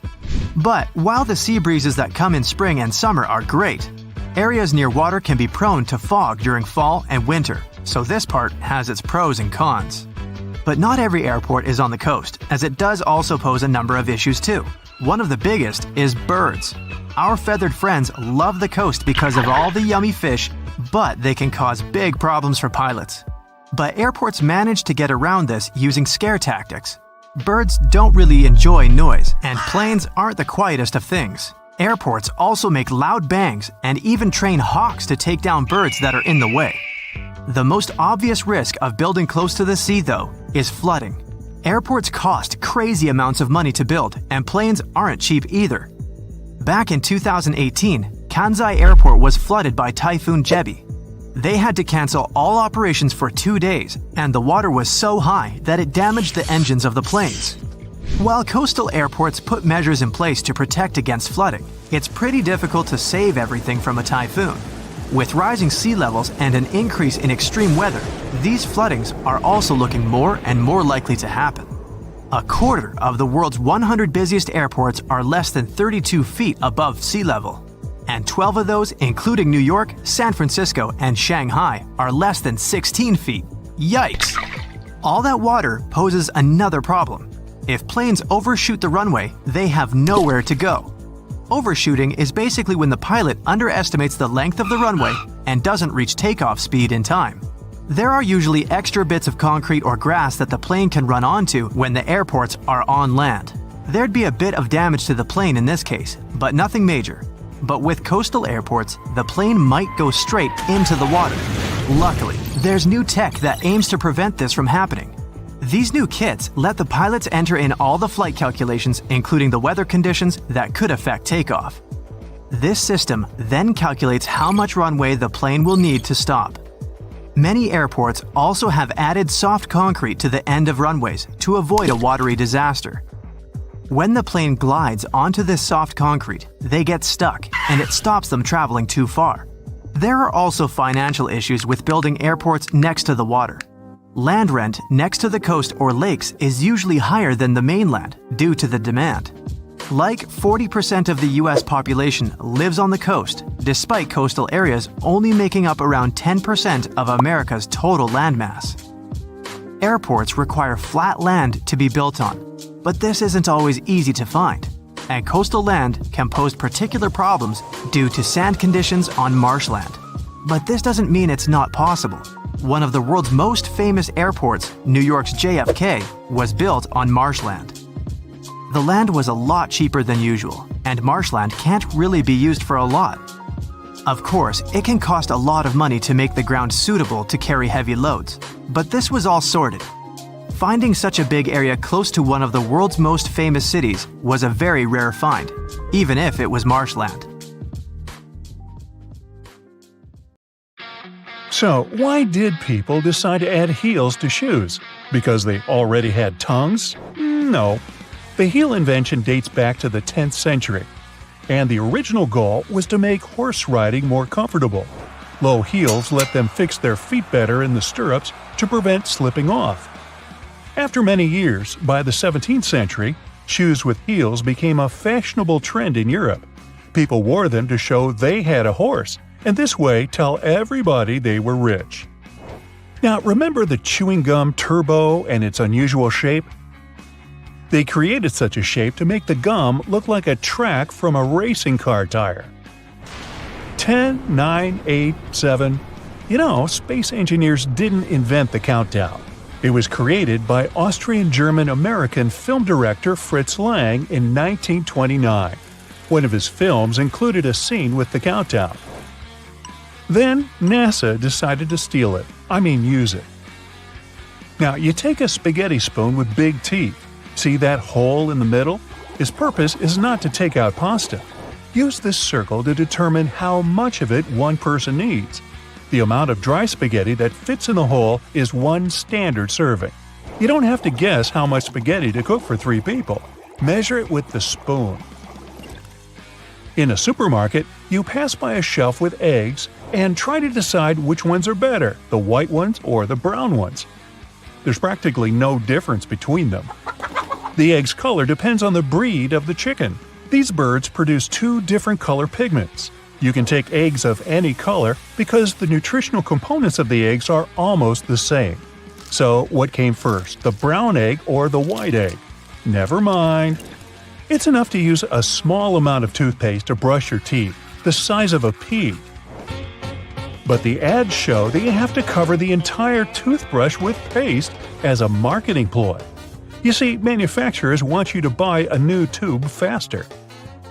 Now, a plane leaves white lines behind in the blue sky thanks to the condensation of carbon dioxide, steam, and burning fuel. In winter, steam comes out of your mouth. The same principle works here. It's always icy at the altitudes where planes are flying. Exhaust and hot air comes out of the turbines. When it collides with cold air, it creates thick lines of steam. Now, chefs' big hats indicate their status in the kitchen. It's kind of like heels. The chef wears the tallest hat. Thanks to it, it's easy to find them in a kitchen among the staff. The number of folds on the hat means the number of ways the chef can cook eggs. Of course, modern kitchens no longer adhere to these traditions, but a hat is still a must. Thanks to it, not a single hair falls into the food, thank goodness. Doctors wear hats for the same reason, to prevent hairs from falling into the patient's soup during surgery. Well, actually, there's no surgical soup. I made that up. They install cameras in shops, banks, and hospitals to monitor everything. If something happens, you can call the police or rescuers. The camera really helps to solve a lot of problems. So, why are there no cameras on planes? The crew keeps order on the plane, but they won't be able to do anything if something serious happens. Besides, there's nowhere to run on the plane. During the flight, the cameras are useless, and after the flight, the words of the passengers work ideally instead of cameras. So, if cameras do no good, then why spend money on them? Now, almost all hotels have white bed sheets. They choose this color specifically to show how high their standards of cleanliness are. The white and brighter the sheets are, the more luxurious the hotel seems. It's much easier to see dirt and stains on white linen. It's like proof that you've checked into a clean room. Ever wonder why a computer mouse is called like that? Well, in 1968, Douglas Engelbart of Stanford Research Institute introduced the computer mouse. He couldn't remember why it was called like that. The reason was probably that this little device with a wire really looks like a mouse with a tail. Gasoline looks like a rainbow in a puddle because it can't mix with water. It forms a thin membrane over it. When light reflects from it and the water at the same time, you've got a rainbow. Now, they make magnets shaped as horseshoe because this increases the magnetic force. Colors matter too. The blue part indicates the South Pole, the red part, the North Pole. The 2 poles work simultaneously and increase the attraction force. Now, that Do Not Disturb sign on your hotel room door is not a requirement, but just a suggestion. Maids and staff have the right to go there if they suspect something's wrong, especially if you don't remove the sign for 24 hours. Why do clocks go to the right? The sun is the main reason.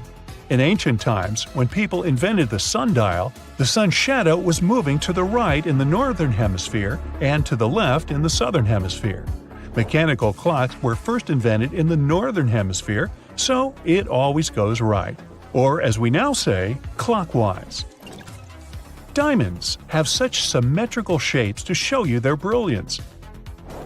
Initially, the gems aren't so beautiful. They go through several stages of cutting and then become pieces of elegance.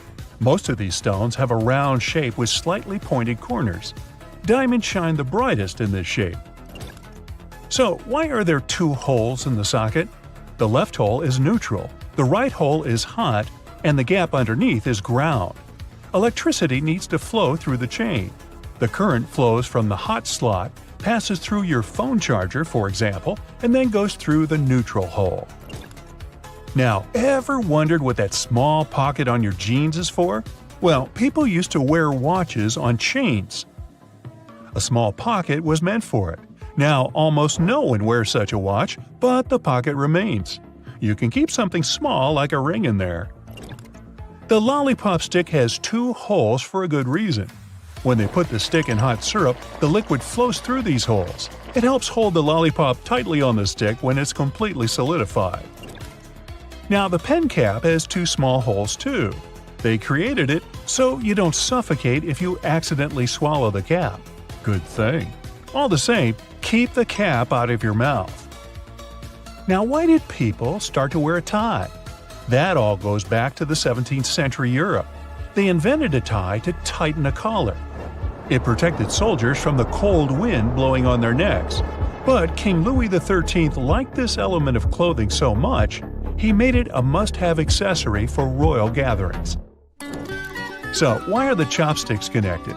If they're disposable, they should be connected with a wooden clamp.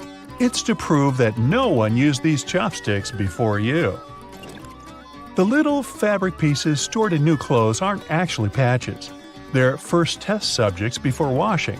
You can put this cloth in the washing machine and see what happens to it. If everything is fine, you can safely wash your clothes. Now, why are the cups at parties colored red?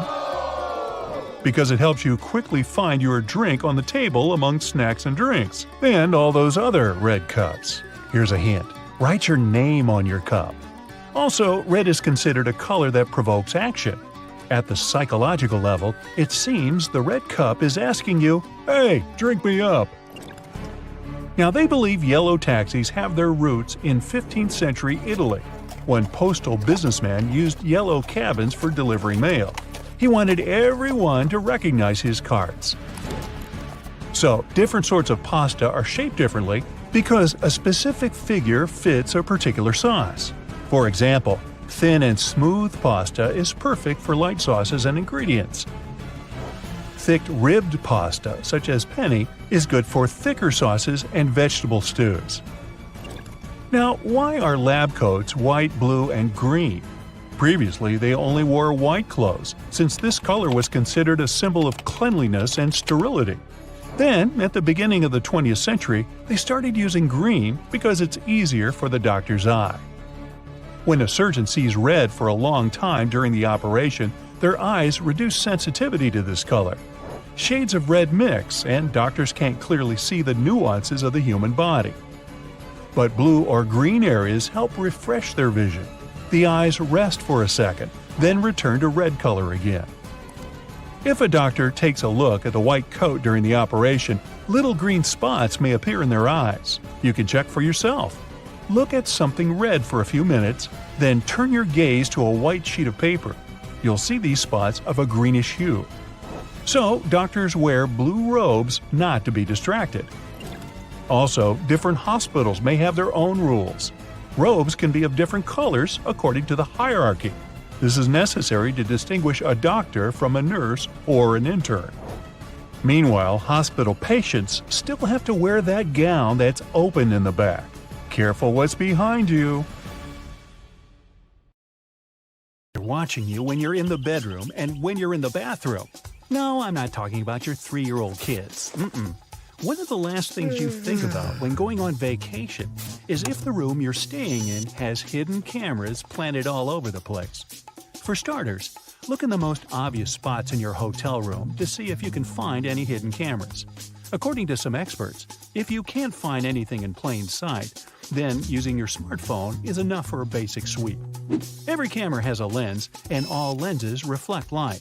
So a quick way to check for hidden cameras is to close all the curtains in the room and turn off the lights. Use your phone's flashlight to point it at potential places or objects a hidden camera might be at. One of the apparent spots is the smoke detector on the ceiling. Grab a chair and point the light straight at it and try to see if there's any red or blue light reflected. You'll have to do it slowly since the light needs to strike the lens at the correct angle for you to see a reflection. After you're done, move on to other objects like the shower head in the bathroom or an alarm clock or phone charger.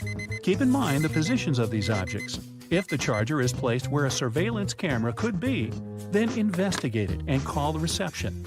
Even a painting in the room can be a potential nest for a hidden camera. Other objects can be lamps, a hole in the wall, or somewhere inside the closet.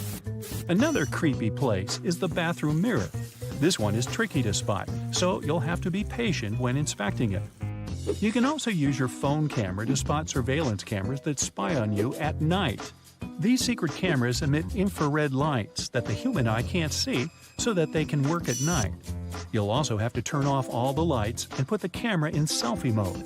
The rear-facing camera on most smartphones has an infrared filter, but the front one doesn't. You can try pointing a TV remote at the front-facing camera and press on any of the buttons to see it yourself. If you see a bright red light on your screen, that means it's working. All you have to do is move your camera in the dark to see if you can find a bright light around. It'll be good to do a second sweep to make sure you didn't miss anything. Another technique you can use is turning off the Wi-Fi when you enter the hotel room. Most of the cameras are hooked up to the Wi-Fi, so they won't be functioning anymore. If you get a call from the reception saying that the Wi-Fi is down in the room, that might be a red flag. There's no reason for them to know if the Wi-Fi was purposely turned off. It could mean that the cameras are on the local Wi-Fi. When you connect to your hotel room Wi-Fi for the first time, be careful about sharing your personal data. Most networks will ask for your login credentials, such as your email. Some people can recreate a Wi-Fi login page that's identical to that of the actual hotel, which can be deceiving. You might be connecting to a Wi-Fi router, but an email is all it takes for some people to know everything about you.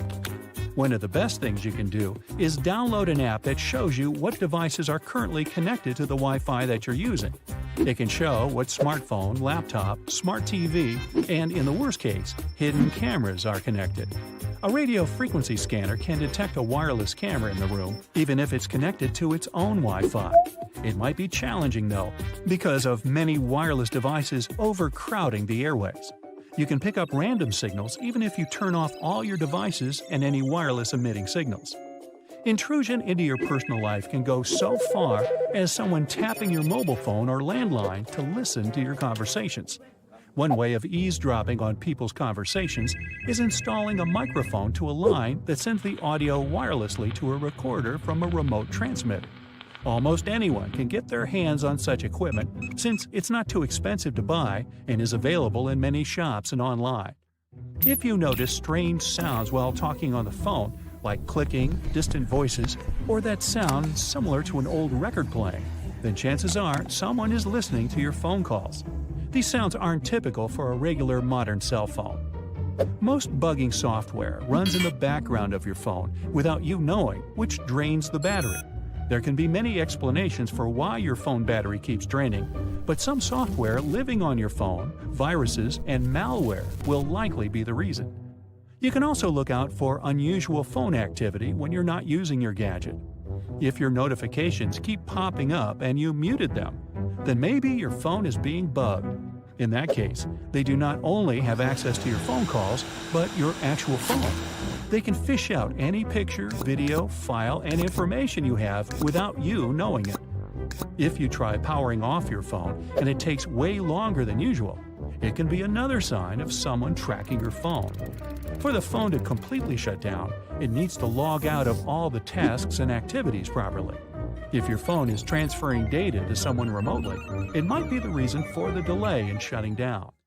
One of the biggest red flags is if you receive text messages that have random symbols and numbers. The ones who tap your phone use some illegal software, which sometimes requires them to receive secret codes. Make sure the text messages aren't something you subscribe to. Otherwise, contact someone who can help. If you scroll through your apps and notice something that shouldn't be there, or something that looks fishy, the app could be a disguise for a spying app. Also, check for weird history in your browsers for stuff you didn't search. You might notice your phone turning on and off randomly without you touching your phone. And worst of all, they can turn on your phone camera anytime they want without you knowing. If you feel like your phone is tampered with, then you have to factory reset everything. It wipes out all the data, including files, settings, and apps. The same risks apply to your laptop.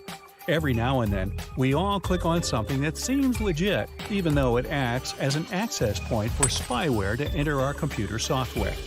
Draining battery, overheating, and weird activity are telltale signs of your PC being infected. GPS trackers are the most common ways to track someone's vehicle. It's pretty simple to get the job done, but it's very difficult to find the trackers since they're usually planted deep inside the car. If you ever get the spooky feeling that someone could be watching you while you drive, or coincidentally see the same person everywhere you drive your car, then start searching for that tracker. The most common places are underneath the car or near the back wheels. But the person tracking your car is smart and knows what they're doing. They're not going to let you find it that easily. If you find nothing on the outside of your vehicle, then try looking on the inside. If you find something there, it's a clear sign the person tracking you broke into your car and planted the tracking device. Or it could be someone you know who took a ride with you once and slipped it in without you knowing. Check behind the dashboard and within your car's electronics to be sure. Instead of ripping your car apart to find the tracker, you can buy a GPS bug detector. They work by finding electronic frequencies in your car's proximity. They won't block it from tracking you down, but they'll help you find it. Before using it, turn off your smartphone or put it in airplane mode. This way, the frequencies won't intercept with the tracking device. And if you feel like this isn't working, try parking your car in a remote area where nothing is in sight. Even a remote garage would do. Well, anyone else feeling a little paranoid? Let's see some hands. You pull up to a hotel and see a no vacancy sign, but don't necessarily believe it. Hotels usually do this when they only have 2 or 3 rooms left. Instead, try calling the front desk to see if they have rooms. Hotel star ratings aren't always reliable, as the rating systems vary between countries. In Italy, for example, a hotel can be given 5 stars just for having a 24-hour reception desk, receptionists that speak 3 languages, and rooms that start at 16 square meters. Instead of using stars, look at ratings or reviews instead. Booking late can also get you the best deals. If your stay is not urgent, try booking a room on the day of the stay. If the hotel isn't full, you'll likely get a discount. Hotel managers reduce room rates last minute to fill them. It's also usually better to book directly with the hotel. Third-party websites are often given worse rooms or whatever is left over. Hotels are also likely to offer a reduced rate if you book directly. This is because third-party sites charge the hotel a fee. Once you're at the check-in desk, it's likely that the hotel staff already recognize you. Many hotels, especially higher-end ones, will do a little research on their guests' social media. While this seems a bit creepy, it's only so they can see who you are to make your stay more comfortable. At check-in, you'll also be given an initial key which will reset the door lock and cancel any existing keys. But make sure to be respectful to your receptionist. Sometimes they might play practical jokes on rude customers by key bombing. This is where they give you 2 of the initial keys. Either key resets the door, so once you use the second one, the first will no longer work. If your key has a magnetic strip on it, make sure not to put it near your cell phone or wallet. A strong magnet like the one in your phone can erase your card key, meaning you won't be able to get into your room. Now that you're all checked in, let's head up to your room. Make sure to have a quick scan of your doors and floor. Some hotel guests have reported tiny cameras being slipped underneath their doors. Even if the door is locked, endoscope cameras can easily slide under. The general rule is, if you can fit your finger under the door, a camera can fit too. Try covering the gap with a towel. Now, how about the room in general? If you're not happy with it, you can easily request a change. If there are other available rooms, the manager will be happy to help. Once you are settled in, you'll want to head into the bathroom to check out all those samples. But while you might think you're being sneaky by grabbing the free shampoos, hotels actually want you to take them. The items contain the hotel's logo, so you're basically giving them free advertising if you put them in your home. The robes and towels are a different story though. Many hotels are now adding radio frequency chips so they can track stolen items. Toothpaste is one item you probably won't find in the hotel room's bathroom. For budget hotels, it's often too expensive to order as it's classified as a medical supply. For luxury hotels, it's the opposite. They often can't find a toothpaste manufacturer that's fancy enough to be present in their rooms. You may also notice a seemingly random phone next to the toilet, but it's actually a requirement from the AAA for hotels to receive a 4-diamond rating. It does also act as a safety feature. If you slip on the wet floor or get stuck in the bathroom for some reason, you can easily call for help. While the staff clean hotel rooms frequently, disinfecting smaller ones is not on the top of their priority list. Remote controls and phones are some of the dirtiest things in a hotel room, so do yourself a favor and bring some disinfectant wipes to clean them before use. If you're thinking about putting your valuables in the safe for security, you also might want to think twice. Hotel locks use passcodes instead of locks, so there's a high chance someone in the hotel will know the master code, and who knows who else could get their hands on this information. You may also want to throw that comforter on the floor too. While sheets may be cleaned regularly, the comforters are not. Some hotels wash them every week or so, but others don't even bother. Ew. The same, I fear, goes for your sheets. Most high-end hotels will change the sheets daily, but a lot of budget ones don't change the pillows or bedding after a guest checks out. Definitely a good idea to request fresh pillowcases when you arrive. Now you're ready to kick back on the bed and rent a movie. But don't try to be sneaky and claim you clicked on it by accident so you don't have to pay. The workers at the hotel's front desk can actually see how long you watched a movie for. So if you clicked out after a few seconds, they'll believe you, but not if you watched it till the end. Fancy a drink while you watch your movie? Make sure to check the seals on those minibar drinks. Sneaky guests often drink from the bottles and refill them with water. This way they waive the fee and you may be charged if housekeeping hasn't noticed. After a good night's sleep, you're looking for something to do on your vacation. Instead of heading to Google or TripAdvisor to find the best spots, ask the front desk. Receptionists are trained to give guests the best recommendations for local activities. While you're out, housekeeping will drop by your room, but they might not just be cleaning. Sometimes, if a staff member is tired and they have enough time, they might take a cheeky nap on the bed. When cleaning, if you've left your room in a mess, the staff will have to move your things. They'll have to touch your stuff to actually clean.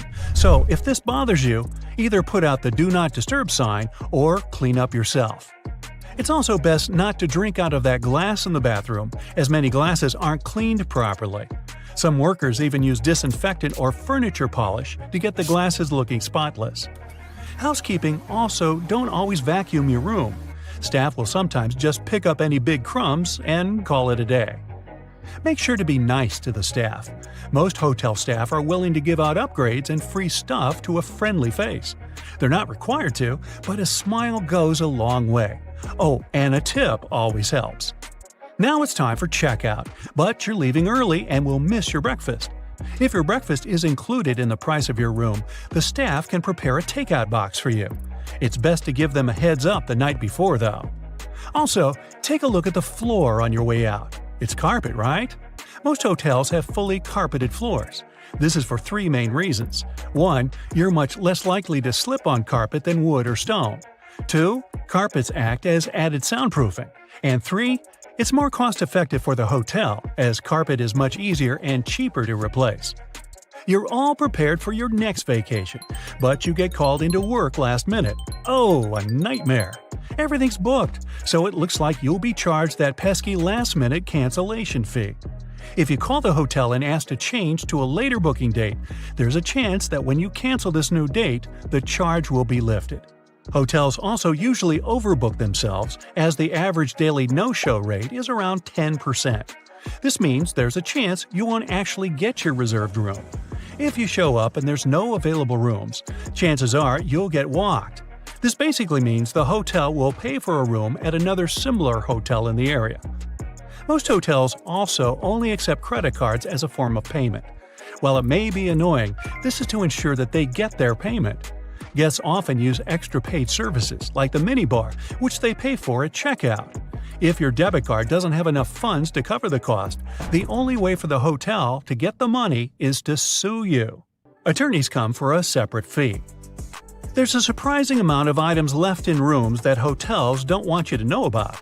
In one hotel in Portugal, a worker even found a shark that was left behind. With no idea how it ended up there, the shark was eventually returned to its natural habitat safe and sound. Once again, be careful when you first go into the bathroom. Hotels are places where you know for sure lots of people stay every day. And not all of those places pay attention to cleanliness as much as they should. There can be bed bugs and other pests around that you won't notice until it's too late. So here's the deal. When you arrive at a hotel and open your room, don't rush to open your bags and put all your clothes onto the shelves, and especially the bed. Better place your bags into the bathtub for the time being, and go check the room for those pesky bugs. Check out all the rugs, soft furniture, cushions, and all other places that pests could live in. Only after you've done that, take your bags out of the bathtub and unpack. The bathtub is the safest place because no bugs are able to survive there. So, naturally, none of them will crawl into your stuff while you're not looking. You may want to throw that comforter on the floor at once, by the way. While sheets may be cleaned regularly, the comforters are not. Some hotels wash them every week or so, but others don't even bother. Same goes for your bedding. Most high-end hotels will change the sheets daily, but a lot of budget ones don't change the pillows or bedding after a guest checks out. Definitely a good idea to request fresh pillowcases when you arrive. It's also best not to drink out of that glass in the bathroom, as many glasses aren't cleaned properly. Some workers even use disinfectant or furniture polish to get the glasses looking spotless. Ever wondered why they never use fitted sheets in hotels? They might be convenient, but they're impractical for hotel use. The sheets are changed much more often than you do it at home, and the elastic becomes worn out all too soon. Besides, it's a nightmare to store fitted sheets. They have to be of two different sizes, one for either type of bed. It's just easier to take 2 universal flat sheets per double bed and get on with it. Speaking of sheets, you must have noticed that bed linen and towels in hotels are almost always white. The first reason is convenience, of course. When everything is white, it's easy to wash it all together and use bleach to get rid of any possible stains.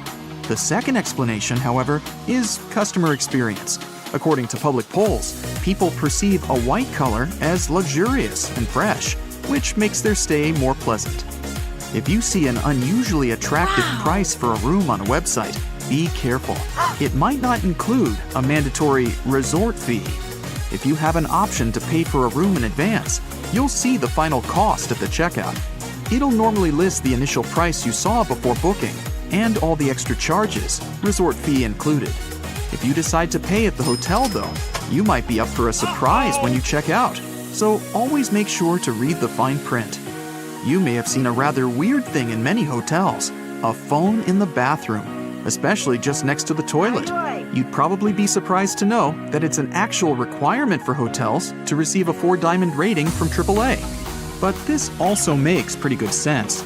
For example, if you slip and fall on the wet floor of the bathroom, a phone can be handy to call for help. Returning to bathrooms, hotels typically don't provide plungers in rooms. You see, hotels want you to have a feeling that you're the first person ever to enter the room you're staying in. It's a question of your comfort, which is the primary concern of any respectable hotel. And a plunger in the bathroom, according to anonymous polls, makes people think that the toilet may malfunction at some point, which doesn't help the image. If your hotel has card keys with magnetic strips, make sure you put your card key apart from your cell phone and wallet. The problem is that key cards are rewritten quite a lot, and they're designed for that process to be quick and easy. So, a fairly strong magnet, like the one in your cell phone, could erase your key card, and you wouldn't be able to get inside your room. The hotel will surely provide you with a new card, but that's still inconvenient. Many hotels only accept credit cards as a form of payment, and without one, you won't be able to book a room directly or use the paid services provided by the place. Booking a room is just the first step of your stay at a hotel. During your vacation or business trip, you might use the minibar or other paid services that you'll only have to pay for at the checkout. If your debit card doesn't have enough funds on it to cover all your expenses, the hotel has no means to get their money apart from suing you. If you pay with a credit card, however, all the additional costs go to the bank, and everyone's happy. The time of check-in and check-out is fixed not to annoy you. It's done so you don't barge in onto guests who stayed in the room you've booked, and the hotel staff can clean the room and prepare it for the next guest's arrival.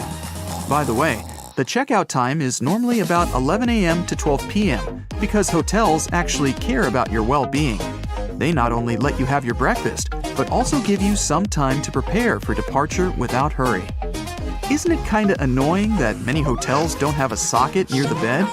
In fact, time is to blame in this case. Lots of hotels around the world were built before mobile phones and other portable devices became so popular and widespread. Back then, of course, they didn't need bedside sockets, and many of them haven't yet caught up with the times. You can avoid this issue if you stay at a hotel that's been built relatively recently. Once you're at the check-in desk, it's likely that the hotel staff already recognize you. Many hotels, especially higher-end ones, will do a little research of their guests' social media.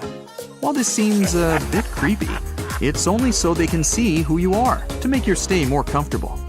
At check-in, you'll also be given an initial key which will reset the door lock and cancel any existing keys. But make sure to be respectful to your receptionists. Sometimes, they may play practical jokes on rude customers by key bombing. This is where they give you 2 of the initial keys. Either key resets the door, so once you use the second one, the first will no longer work. Toothpaste is one item you probably won't find in the hotel room's bathroom. For budget hotels, it's often too expensive to order, as it's classified as a medical supply. For luxury hotels, it's the opposite. They often can't find a toothpaste manufacturer that's fancy enough to be present in their rooms. While the staff clean hotel rooms frequently, disinfecting smaller items is not on the top of their priority list. Remote controls and phones are some of the dirtiest things in a hotel room. So do yourself a favor and bring some disinfectant wipes to clean them before use. If you're thinking about putting your valuables in the safe for security, you may also want to think twice. Hotel locks use passcodes instead of locks, so there's a high chance someone in the hotel will know the master code. And who knows who else could get their hands on this information? Hotels usually overbook themselves, as the average daily no-show rate is around 10%. This means there's a chance that you won't actually get your reserved room. If you show up and there are no available rooms, chances are you'll get walked. This basically means the hotel will pay for a room at another similar hotel in the area. There's a surprising amount of items left in rooms that hotels don't want you to know about. In one hotel in Portugal, a worker even found a shark that was left behind. With no idea how it ended up there, the shark was eventually returned to its natural habitat, safe and sound. Most, if not all, hotels have fully carpeted floors, and there's a couple of very good reasons for that. First of all, it's your safety. You're far less likely to slip and fall on a carpet than on a wooden or tiled floor. Secondly, it's much more cost-effective because it's faster and cheaper to replace a spoiled carpet than change the whole flooring in a room. And finally, carpets add to the room's soundproofing, which you'll be thankful for if you have overly active neighbors. Ever wondered what a continental breakfast is and why it's called that? In fact, the name comes from the UK, which is a group of islands, and it means a breakfast that's served in continental Europe. It may include pastries, sliced bread with different toppings, meat, cheese, fruit juice, and hot beverages. It's your first trip to Egypt, and your new friends there invited you for lunch. The food seems a bit dull, so you decide to spice it up with salt and pepper. You don't see it on the table, so you ask the host for it, and you notice everyone's shocked. It turns out, it's a huge insult to the cook when someone wants to change the original taste of the food on their plate. The cook made it that way for a reason, and wanting to spice it up means showing that the dish wasn't good enough.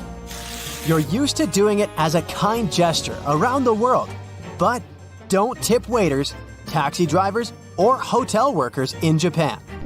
They can get offended because they already get paid for providing you with good service, and there's no need for extra money to make it any better. If you really want to show appreciation, just say thank you.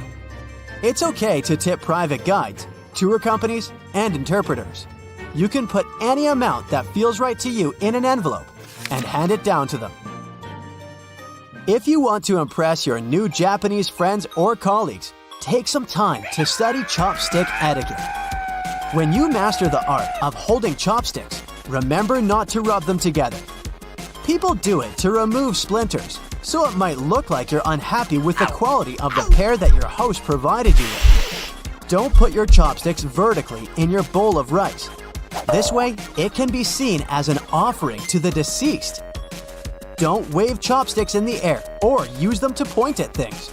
Both are considered really rude. The same is with moving things with your chopsticks or the hand holding them. It looks disrespectful. Plus, you're likely to spill things. When in Italy, don't order a cappuccino after noon. The locals don't do it because they believe the milk and foam turn this drink into a meal, and it's not good for digestion. Also, be prepared to enjoy your coffee standing at the bar and pay for it before you even order it.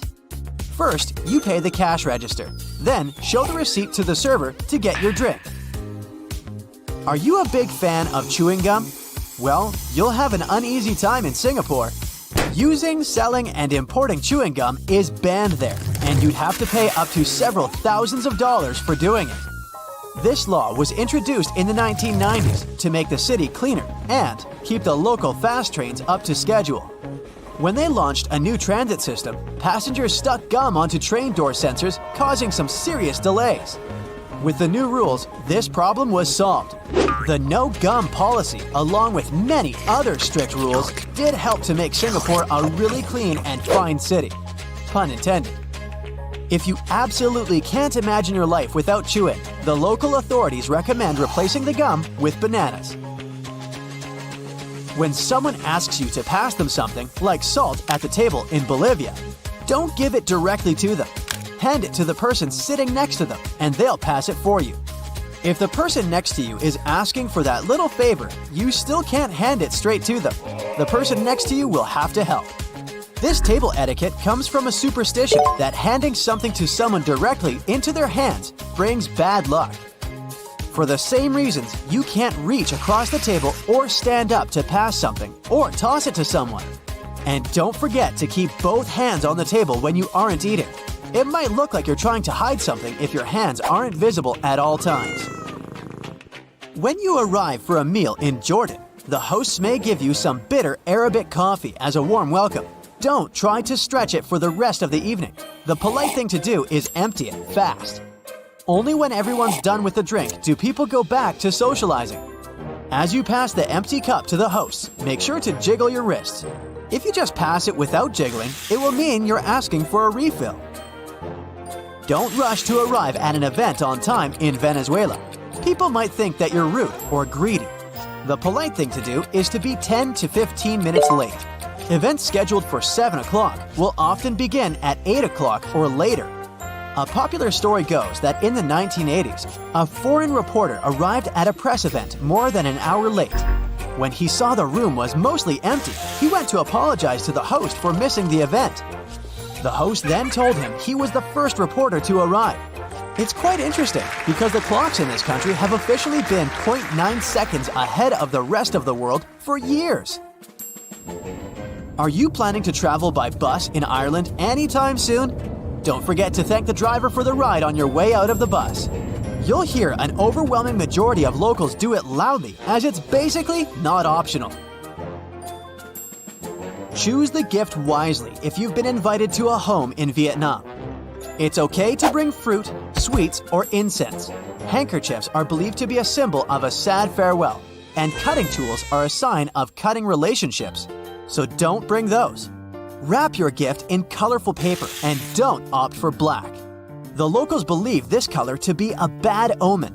When you present the gift, hold it with both hands. And don't be surprised if the hosts don't open it right away. It's done after the giver has left. Don't leave anything on your plate in India. It's a sign of disrespect for the food you were served. Food is considered sacred in the country, so it would upset your hosts a lot. So, wash and dry your hands before starting the meal. Don't forget to praise the cook. and wait for the eldest to stand up before you leave the table. In South India, it's common to serve food on a banana leaf. You gotta fold it over from the top when you're done with the meal. Folding it from the bottom means you weren't satisfied with what you got. It might be a good conversation starter elsewhere, but don't brag about your achievements in Denmark. The locals believe that everyone is equal, so you won't hear them talk about their successful careers or talents or how special they are. And they expect the same from you. If you're looking for a good topic, they'll gladly talk to you about the greatness of their country. The Danes are really proud of it and all its wonders. If you're going on a trip to Germany and plan to drive on the famous Autobahn, make sure to tank up before you hit the road. Stopping, parking, making U-turns, and backing up on this super speedy highway is illegal. Yes, even if you have to stop because you've run out of gas, you'll have to pay a fine since you were supposed to plan things better.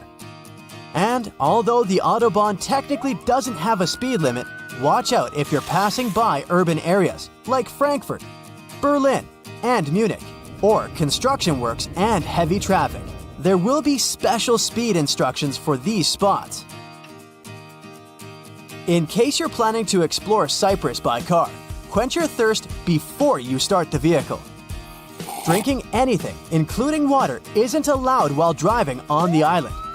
So if you can't resist snacking or drinking behind the wheel, prepare to pay a fine. In Ethiopia, you gotta think twice before choosing a gift for someone. They see it as a debt they'll have to repay in the future. So, if you bring something really expensive, the receiver will either have to spend a lot of money on a return gift or feel indebted to you.